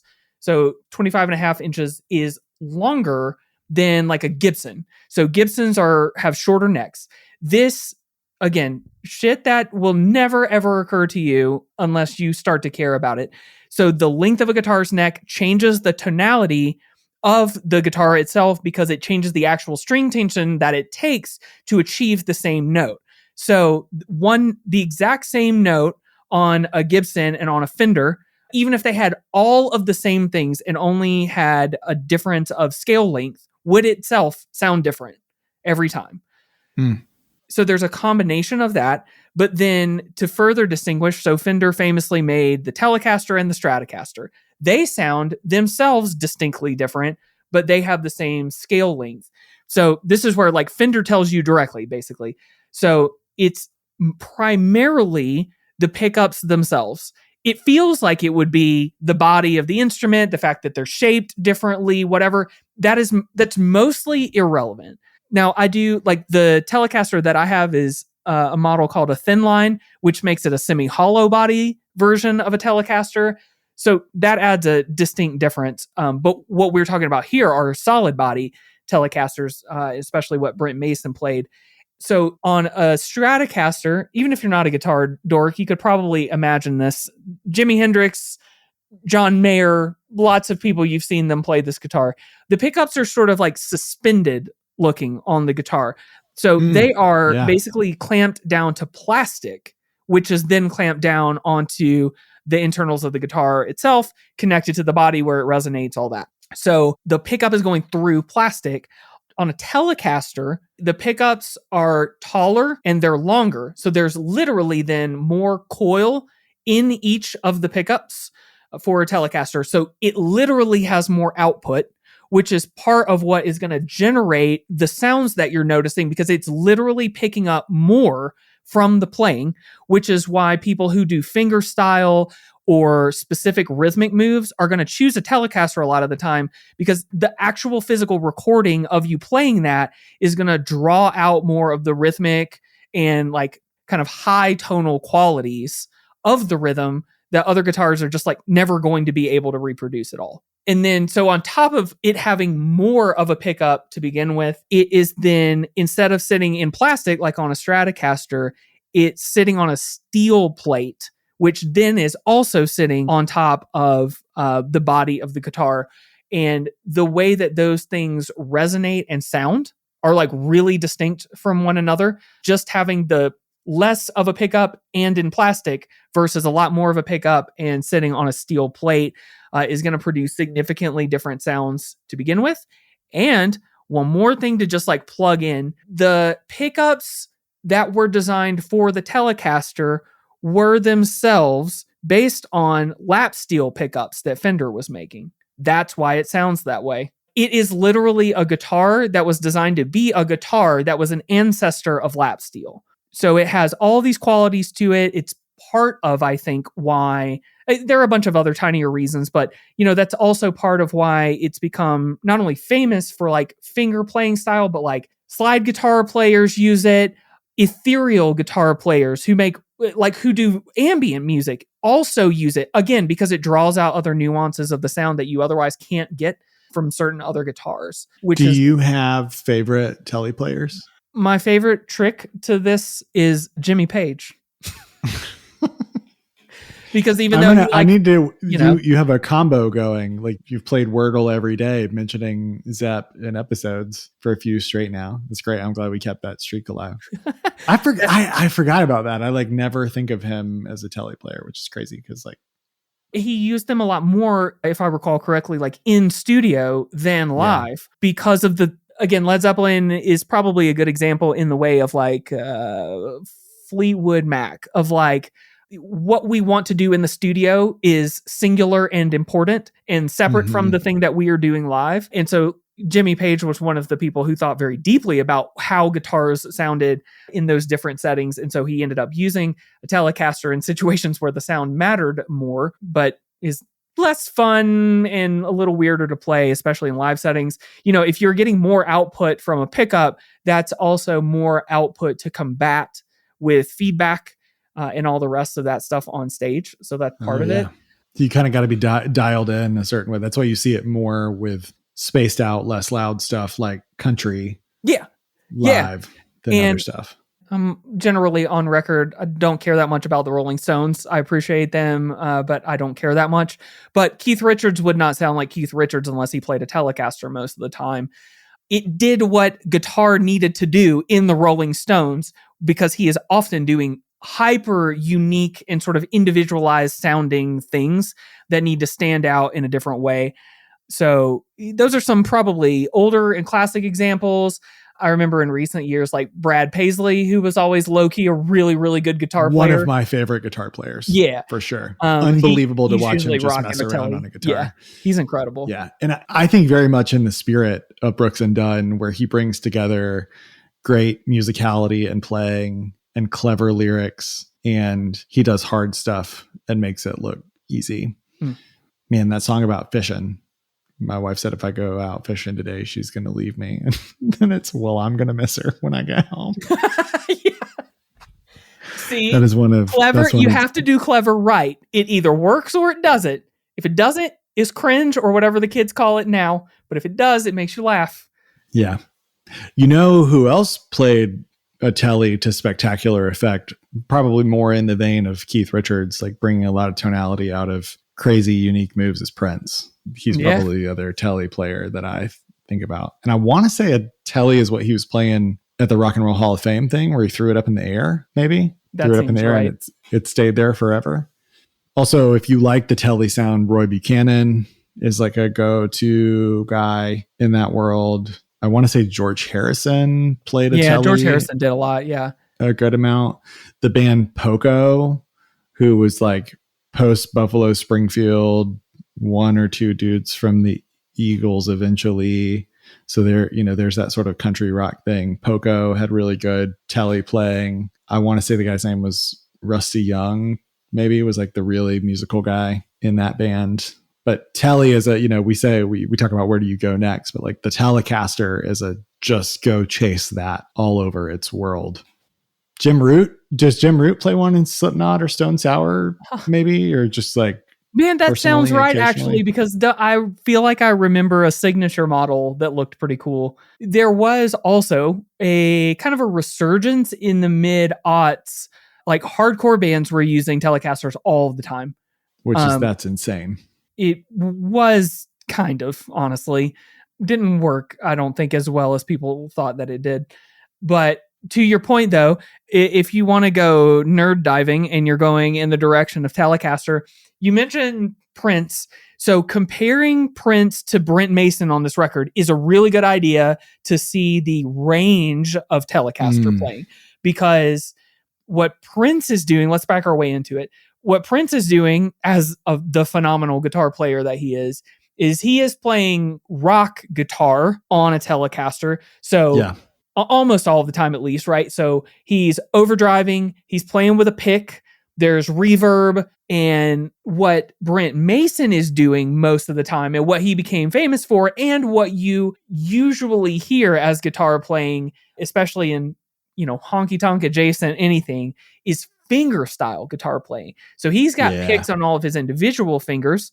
He is, doing a version of what came from the blues, which, blues itself can be sort of divided up this way between people who are using overdrive to make things sound bluesy versus people who are picking it with their individual fingers and coming from traditions like dobro and banjo and all that stuff. But Brent Mason is doing finger style in a way where there's very little drive on the guitar in most cases, and something that like Prince does a lot, or Jimmy Page or somebody else, right? Like when you drop into a guitar solo, you actually will hear you'll hear them like scrape against muted guitar strings.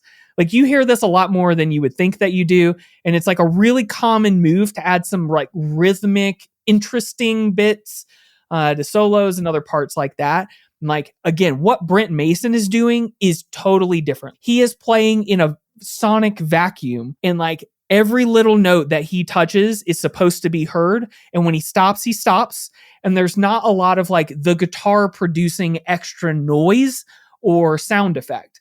All of that is left to the rest of the instruments, the rest of the song, whatever else. But that's all coming from players who understand how to utilize the guitar in a really particular way to make it sound a really particular way. And it's always fascinating to watch. I was delighted that you mentioned that you might want me to mention any of this stuff today.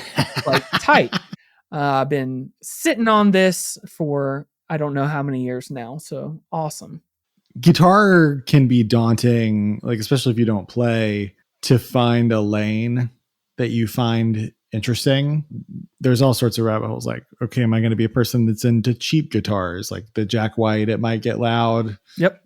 Metal, wire, nail, plywood thing. I'm betting I'm going to check everything you're about to say at different phases in my life. Yep. Am I going to be into Schecter 7 strings, pick sweeps and stuff? Am I going to be into resonators? I saw Sinners. Am I going to go be chasing after a resonator and see how few of the original ones actually still exist? Am I going to get into Martin acoustics? Or speaking of Martin, am I going to be like Josh Martin from Little Tybee, and instead of ever using a pick, I'm going to literally just like finger the fretboard of the guitar instead and make alien noises? Incredible. Yeah. Am I going to get into Fahey or like Hayden Pedigo and go in that rustic Americana, new weird Americana direction? Actually, this makes me laugh because the other day someone was asking me innocently about, so do you like music? Are you into things? Like, yeah. And I don't know. I shared a little bit of something I'm interested in. And I must have said something metal adjacent. And they were like, oh, so you like Polyphia? It was like, well, so not necessarily, but actually the direction that you're thinking in, I like. Uh-huh. Mm-hmm. I do like noodly, but cool sounding stuff that you have a little trouble classifying. To me, the through line is we've had so many episodes now where we've stared so directly and gone so deep on one thing. We've been to so many shows together. We've listened to so many records riding in the car together over the years that like you can really lose the forest for the trees and be like, yeah, I'm a music appreciator and I like this and this and this. That it's nice to just get back to your roots and think about the simple things that got you into it in the first place. And just the majesty of the guitar, like that the guitar exists at all, that we went from caveman with fire to building an instrument like this. And like we talked about what a miracle the sitar is on the Ravi episode and just what a pinnacle of human engineering achievement that is.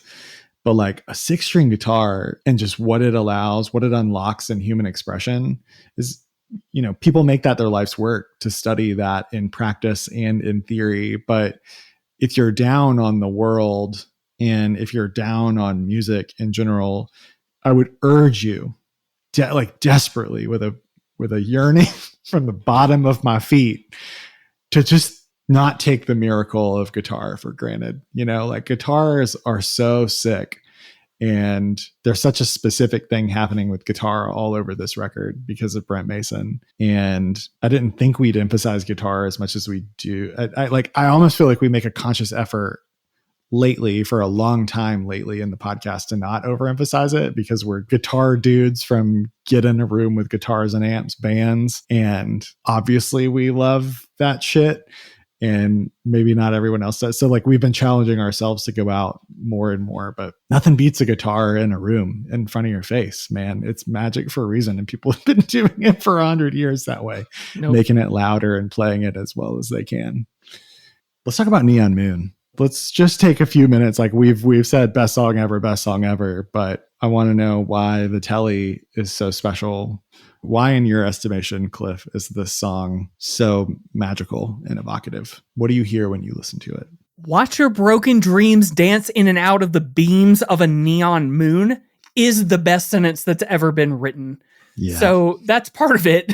Just, this is like, it always makes, the more I pay attention to why I get so excited by the lyrics as a lyric hating person, it immediately also takes me back to when we talked about the Fiona Apple album, and she had this line, "The shades and shadows undulate in my perception."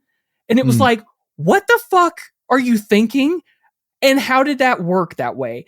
And like, how did you go from this doesn't exist in a song to I'm going to put it in exactly this box? It's like watching the most satisfying GIFs ever on Reddit, where it's like everything perfectly fits into a box or something before it moves on and starts the loop again. And as much as I cartoonize my hatred of lyrics here for fun, it's mostly that like I have a really high standard. They can be this good, and most people never get anywhere close. Yeah. Yes, they spend all this time writing songs, and it's like, but every now and then we get one of these, and it's like, maybe we should write fewer songs and see if we could get closer to this. Because like it has so much. Not only does it have that as sort of like a centralized, memorable thing to sort of bank on, everything about like the soft, recognizable intro to the thing, the way like it somehow, it's not that unique of a sounding song at the beginning, and yet I can't think of anything else I would confuse Neon Moon with. Yeah. And like it kicks up, you sort of immediately get into it. And on top of it, a joke I have wanted to make this entire episode, which I will now make. They do make very good use on this record of right before every chorus going, well, yeah. The Kurt Cobain stepping on the pedal to crank it out. Yeah. They just do it with their mouths. Yep. Yeah. I make fun of it. It's mostly used to decent effect. I get it. It's fun. But this one in particular, this song begs you to sing with it, which is, to me, maybe the thing that makes it so interesting, because it's effectively a song about not feeling like singing and sort of like not really. It's a person alone in a bar. Yeah, right. Like reflecting to himself. It's a song about being lonely. Yep. But it captures so well the moment. I'm sure everyone's had them in different places or times. I don't usually have mine in bars, but I understand the equivalent of sometimes you can get quiet and you sit alone and you're not happy. You're not sad or upset. You just sort of are existing and almost witnessing your own experience for the moment. And like, well, you're the one person I can say this to, but I don't know how everyone else listening to this will feel. But like, to me, returning to base, returning to neutral is inherently sad. There's a lot about our existence that's sad. Even in like meditation, like I can be contented and at peace. And in that peace, I still witness and observe a lot of upsetting and sad things. And to me, this song in particular captures that moment of like dichotomy in ourselves. We're sitting, we're quiet, things are not great, but actually I don't have a lot to complain about either. I know that the rest of my life, no matter how great it is, will also include deep sadness, deep sadness and disappointment. And this idea of being able to, and maybe it's the sort of tactical, almost like geographic nature of this song, where like I can feel myself positioned sitting in that seat in the bar, and like I can kind of feel being in that corner, and I can feel what it feels like to just be quiet for a moment and not try to do anything else. And like anytime a song starts triggering thoughts like I just expressed, man, I'm on something else. And this song has felt that way. Like I was 4 or something when this song came out. 5. Yeah. I've loved this song my whole conscious life. It is It activates the trauma that has been stored in your body. Trauma, like I don't want to use negative language like it makes me sad or it activates my generational trauma, because it's more like when I'm really present in the moment, the older I get one of those German or Japanese words feelings where it feels like sadness because it's like an ache, because I'm at once so in this moment and grateful to get to be experiencing this. And I start thinking about the miracle, the infinitesimal amount of things that had to happen for me to get to this point in my own life, in my family's life, in the history of the world. You know, how many people never lived to be 30 so that they could learn to build a house and invent central plumbing so that people could live longer and what, you know, and you just start to think about like, I better not dare take this moment for granted, happy or sad, because literally millions of people died so that I could experience the joy of this. And it makes every Miller High Life that I ever drank the greatest fucking drink that I've ever had in my life. And I'm just like, God, how lucky am I that I get to be alive having a Miller High Life, talking to my friend Cliff at this dark bar right now, you know? And it just fills you with the feeling of every memory. You know, Dewey Cox has to think about his whole life before he performs. Like I sort of get that at a moment's notice, and maybe it's more easily triggered by the psychedelic misadventures of our youth that I'm just able to access, flatten all of time and space into a dossier that gets put right in front of my face anytime I start thinking too presently. But this song really does that. This is like real cosmic cowboy shit that I'm so brokenhearted, but better to have loved and lost than never have loved at all. And like this song is really personal to me because this was, you know, you see those videos on the internet of only a very specific song will make my kid stop crying when they're a little baby. And, you know, it's like Slayer's Rain in Blood for some parents or whatever. This was the song that did it. We played it and slow danced to it when my daughter was in the womb. And this was the song. This was like her first favorite song we always talked about. And so it takes on new import when there's a verse like, I think of 2 young lovers running wild and free. I close my eyes and I sometimes see you in the shadows of this smoke-filled room. And it's like, Lord of mercy. And it's not just those lyrics. It's broken up so masterfully. The intonation rises and falls so perfectly. Like there's not a move or a nuance on this that I would change even a little. And even though the reboot version is great, to your point about the contrasts, for study's sake, Casey Musgraves is on this and she's awesome and she brings new life to it. But this song is a perfect thing. The way he breaks up you in the shadows and then a little bit of fiddle comes, like just enough fiddle comes in of this smoke filled room and it trails off like a sentence that you would say in a bar. I think of 2 young lovers are running wild and free. I close my eyes and sometimes see you in the shadows of this smoke-filled room. No telling how many tears I've sat here and cried. And you're right. I love that it's cosmic feelings in a very physical place. I think that's what makes it transcendent. It's like, I probably have to be in this space. Like I'm a tough cowboy. I have to be in this space to process feelings that I don't really have words for. But also I think the musicality of the song reflects the physicality of the space. Like I've always thought that intro that you mentioned, the keys on it, John Barlow Jarvis is the keys player on this record. So not only does he do the boogie woogie piano, but he does the little key sound that to me sounds like bokeh. You know, like the flicker of the neon coming in and out of focus. That and the really tasteful sort of descending single note pedal steel remind me of the icicle string lights that you can get at Christmas. Like they'd be hanging in a dive bar and like all those lights are kind of flickering. I can feel real atmosphere. I can feel the sweat of the room and the vibe of the lights creating mood.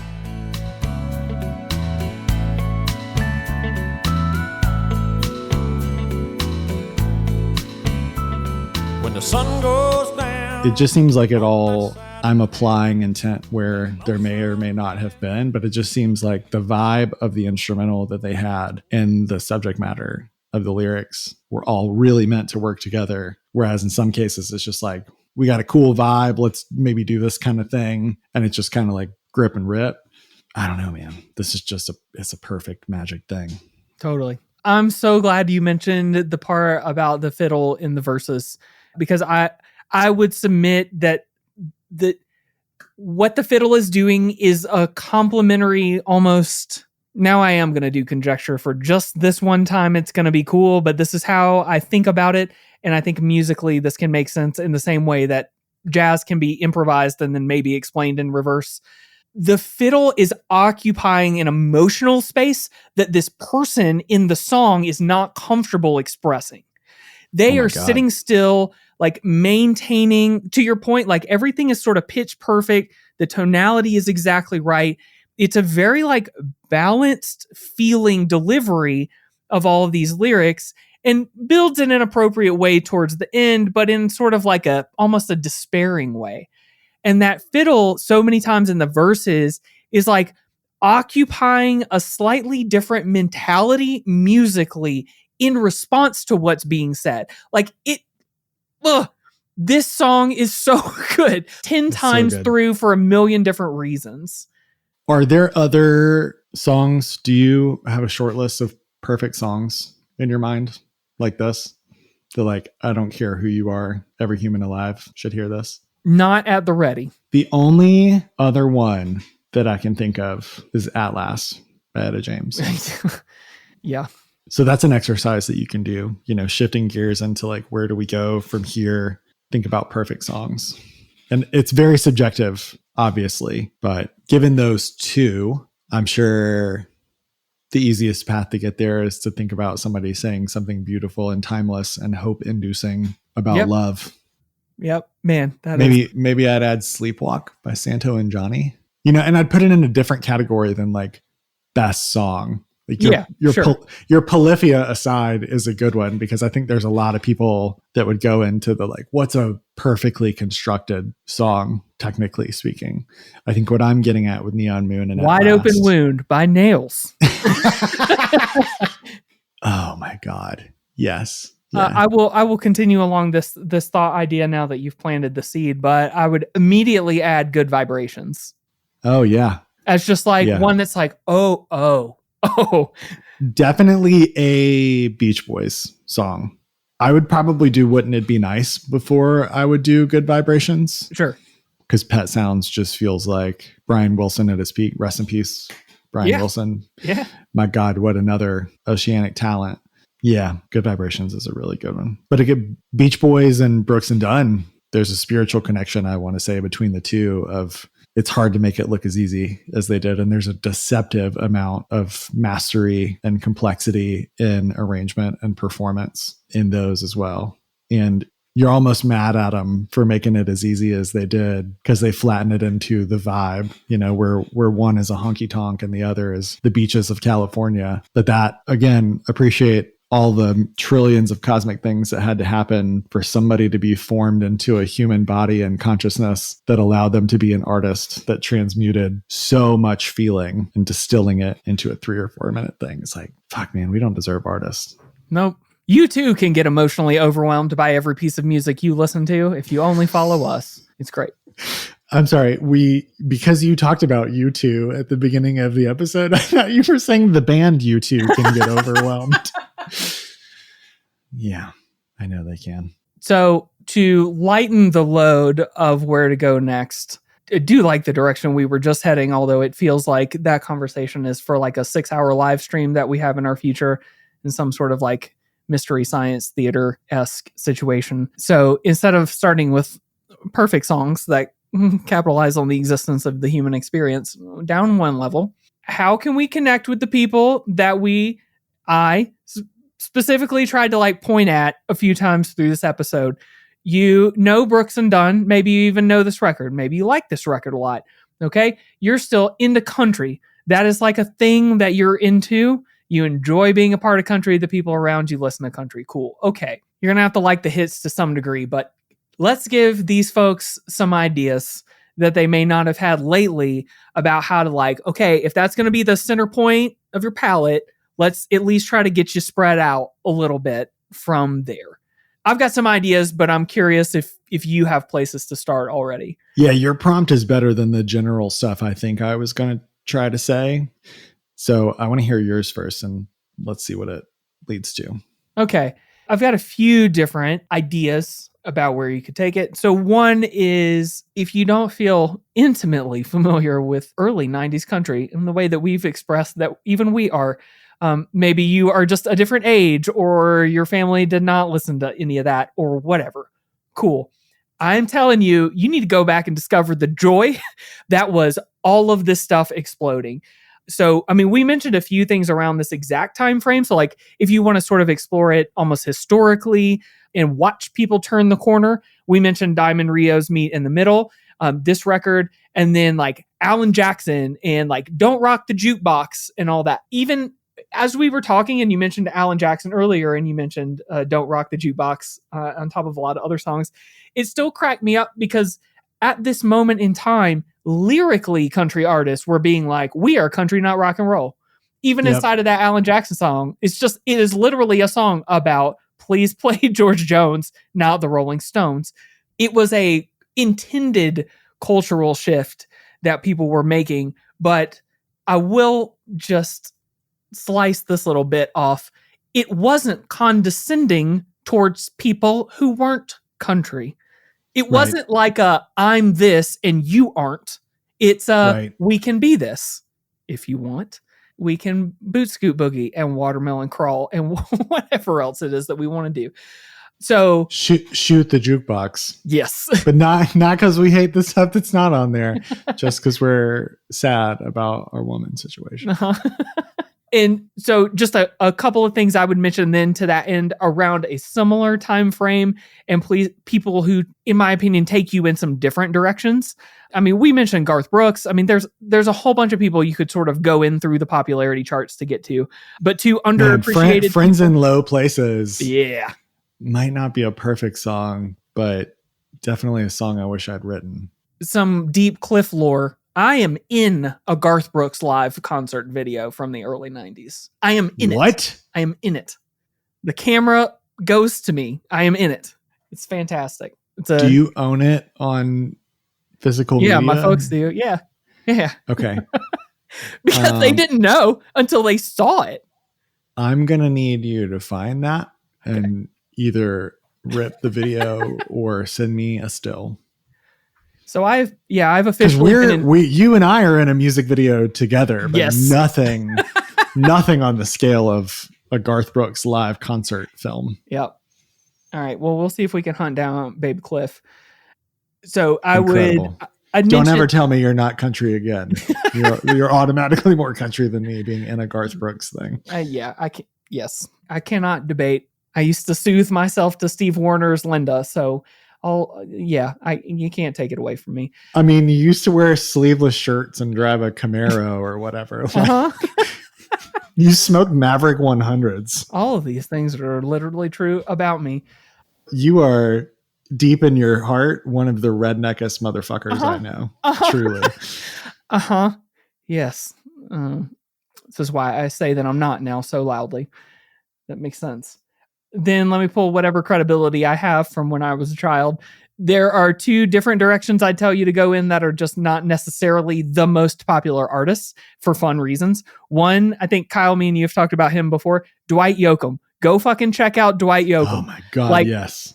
A truly weird dude who was doing unusual stuff, who had a really interesting take on bringing forward traditional aspects of country music, and who had a distinct performance style that was really cool. And he's proof there are rednecks everywhere, because the Bakersfield sound being Southern California desert is so cool and scratches an itch for me as a redneck from the South who also loves Queens of the Stone Age and shit. Yep. There's something, I always loved Dwight Yoakam because he has a voice like Ronnie Dunn that has that sort of rich timbre, that kind of full whiskey timbre. And it's so unique. The second you hear Dwight start singing, it's Dwight. really clever turn of phrase. You know, I'm 1,000 miles from nowhere and there's no place I'd rather be. Yeah, Dwight's one of the all-time greats, man. I love it, and I love that he's a point of intersection for us. Yep. So so finally we'll make our own Dwight Yoakam mentioned meme or whatever, and this will be the first one. Another quick one I'd mention for specific reasons, Tanya Tucker. Oh my God, yeah. So and for a bunch of reasons, but specifically because, all right, so now I'm going to draw a really straight line. I'm not teaching Kyle anything in this moment necessarily, but Tanya Tucker was also a 90s country star. And when I say also, I mean because she was also a country star before that. She had a comeback and was a child country music star and then had a career and then came back and then had another career.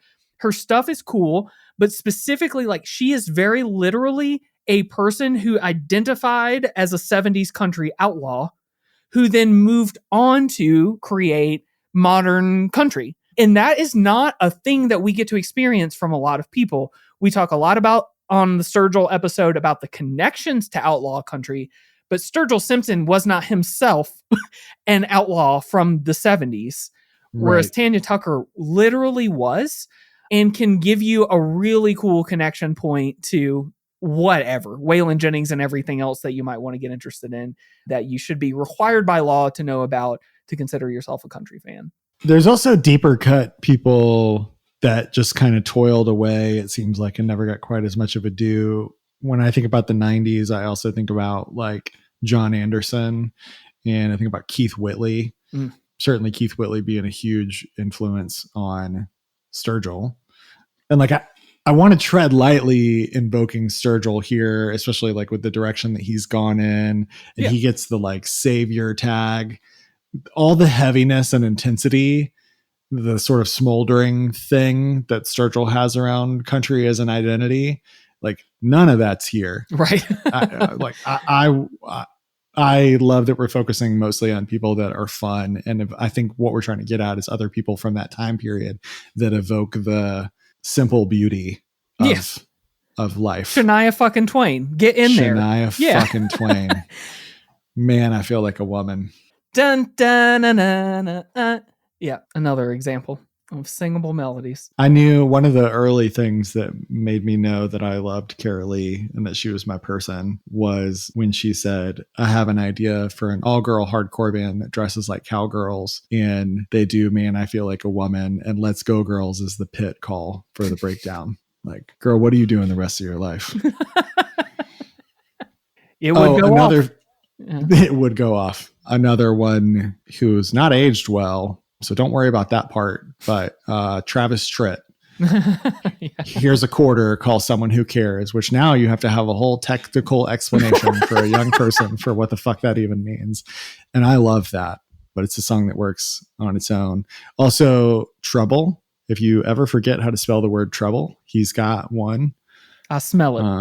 I smell Trouble. And And then 10 Feet Tall and Bulletproof was another one. I feel like he's got a couple more. Travis Tritt was another killer one. Also in the country rock vein. He was my introduction to Little Feat because he had Little Feat on a song on the record. That's awesome. That Here's a Quarter is on. Also the Grundy County Auction song. Is that John Michael Montgomery, I want to say? Hey, little lady, won't you give me a sign? Da, da, da, da, mine, oh, mine. Going once, going twice. You I'm nailed sold it. Every word. to Yeah. the lady in the second row. Yeah. Yeah. See, So you're good. really getting glimpses. I had that whole song memorized, and family members would ask me to perform it on demand. Hell yeah. When I'm drunk and people put Bombs Over Baghdad on the jukebox. Same thing. It do be like that. Yeah. It do be like that. I'm not going to do it. I'm not going to do it. I did it. I'll give two other very quick things in very opposite directions from a historical perspective. It is interesting to listen to Merle Haggard after this because you will hear, probably at least, where Ronnie Dunn has inherited something that works for country music in his voice. Mhm. There's a lot of connection point to it. I am not necessarily a huge Merle Haggard fan for some reasons, but that doesn't keep him from being important and from having a really distinctive voice.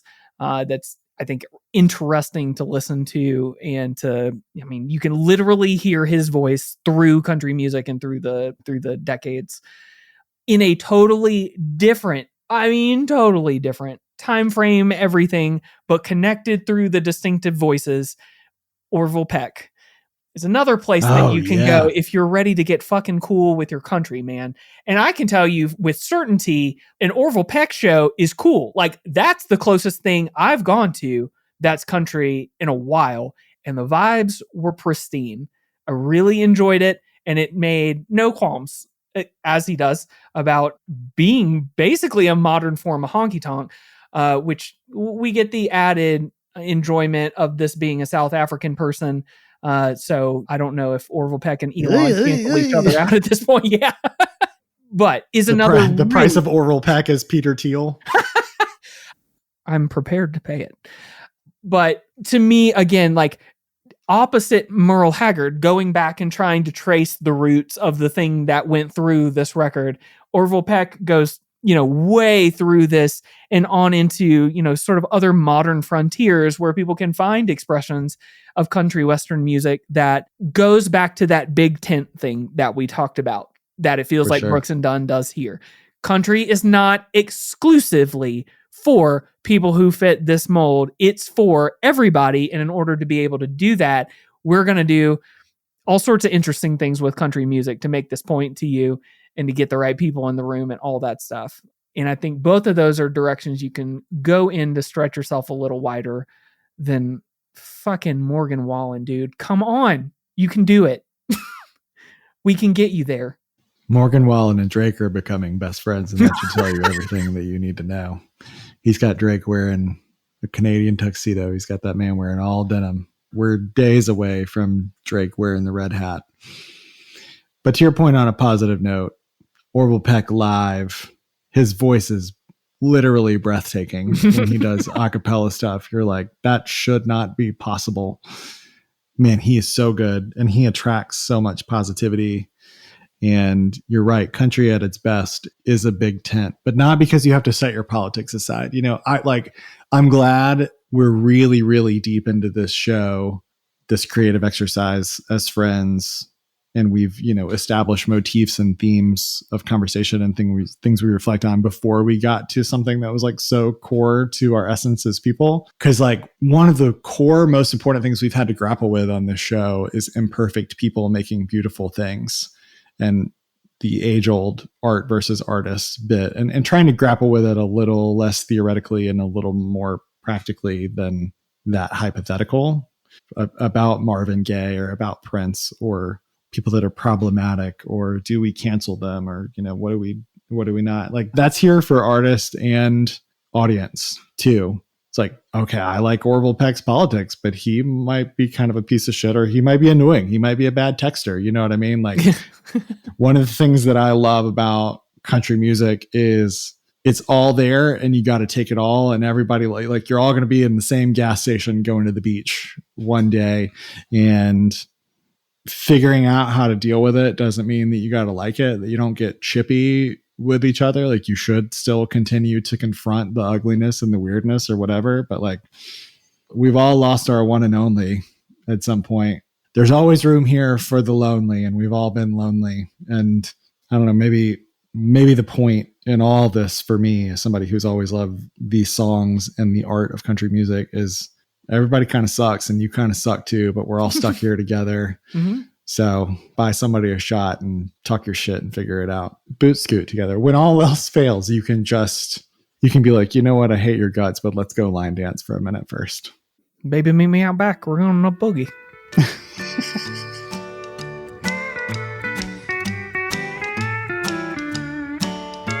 Go to tunedig.com for your chance to win a free vinyl copy of the album we just covered. And follow us on Instagram and Twitter for even more info about the album, including playlists, links to interesting articles and videos, and even some stories that didn't make the episode. Most importantly, though, please support your favorite local record store or concert venue, or buy merch from a band you love. Thanks for listening. Stop me before I drown, 'cause I'm no good, pretty mama, when you're not around. and there's a wind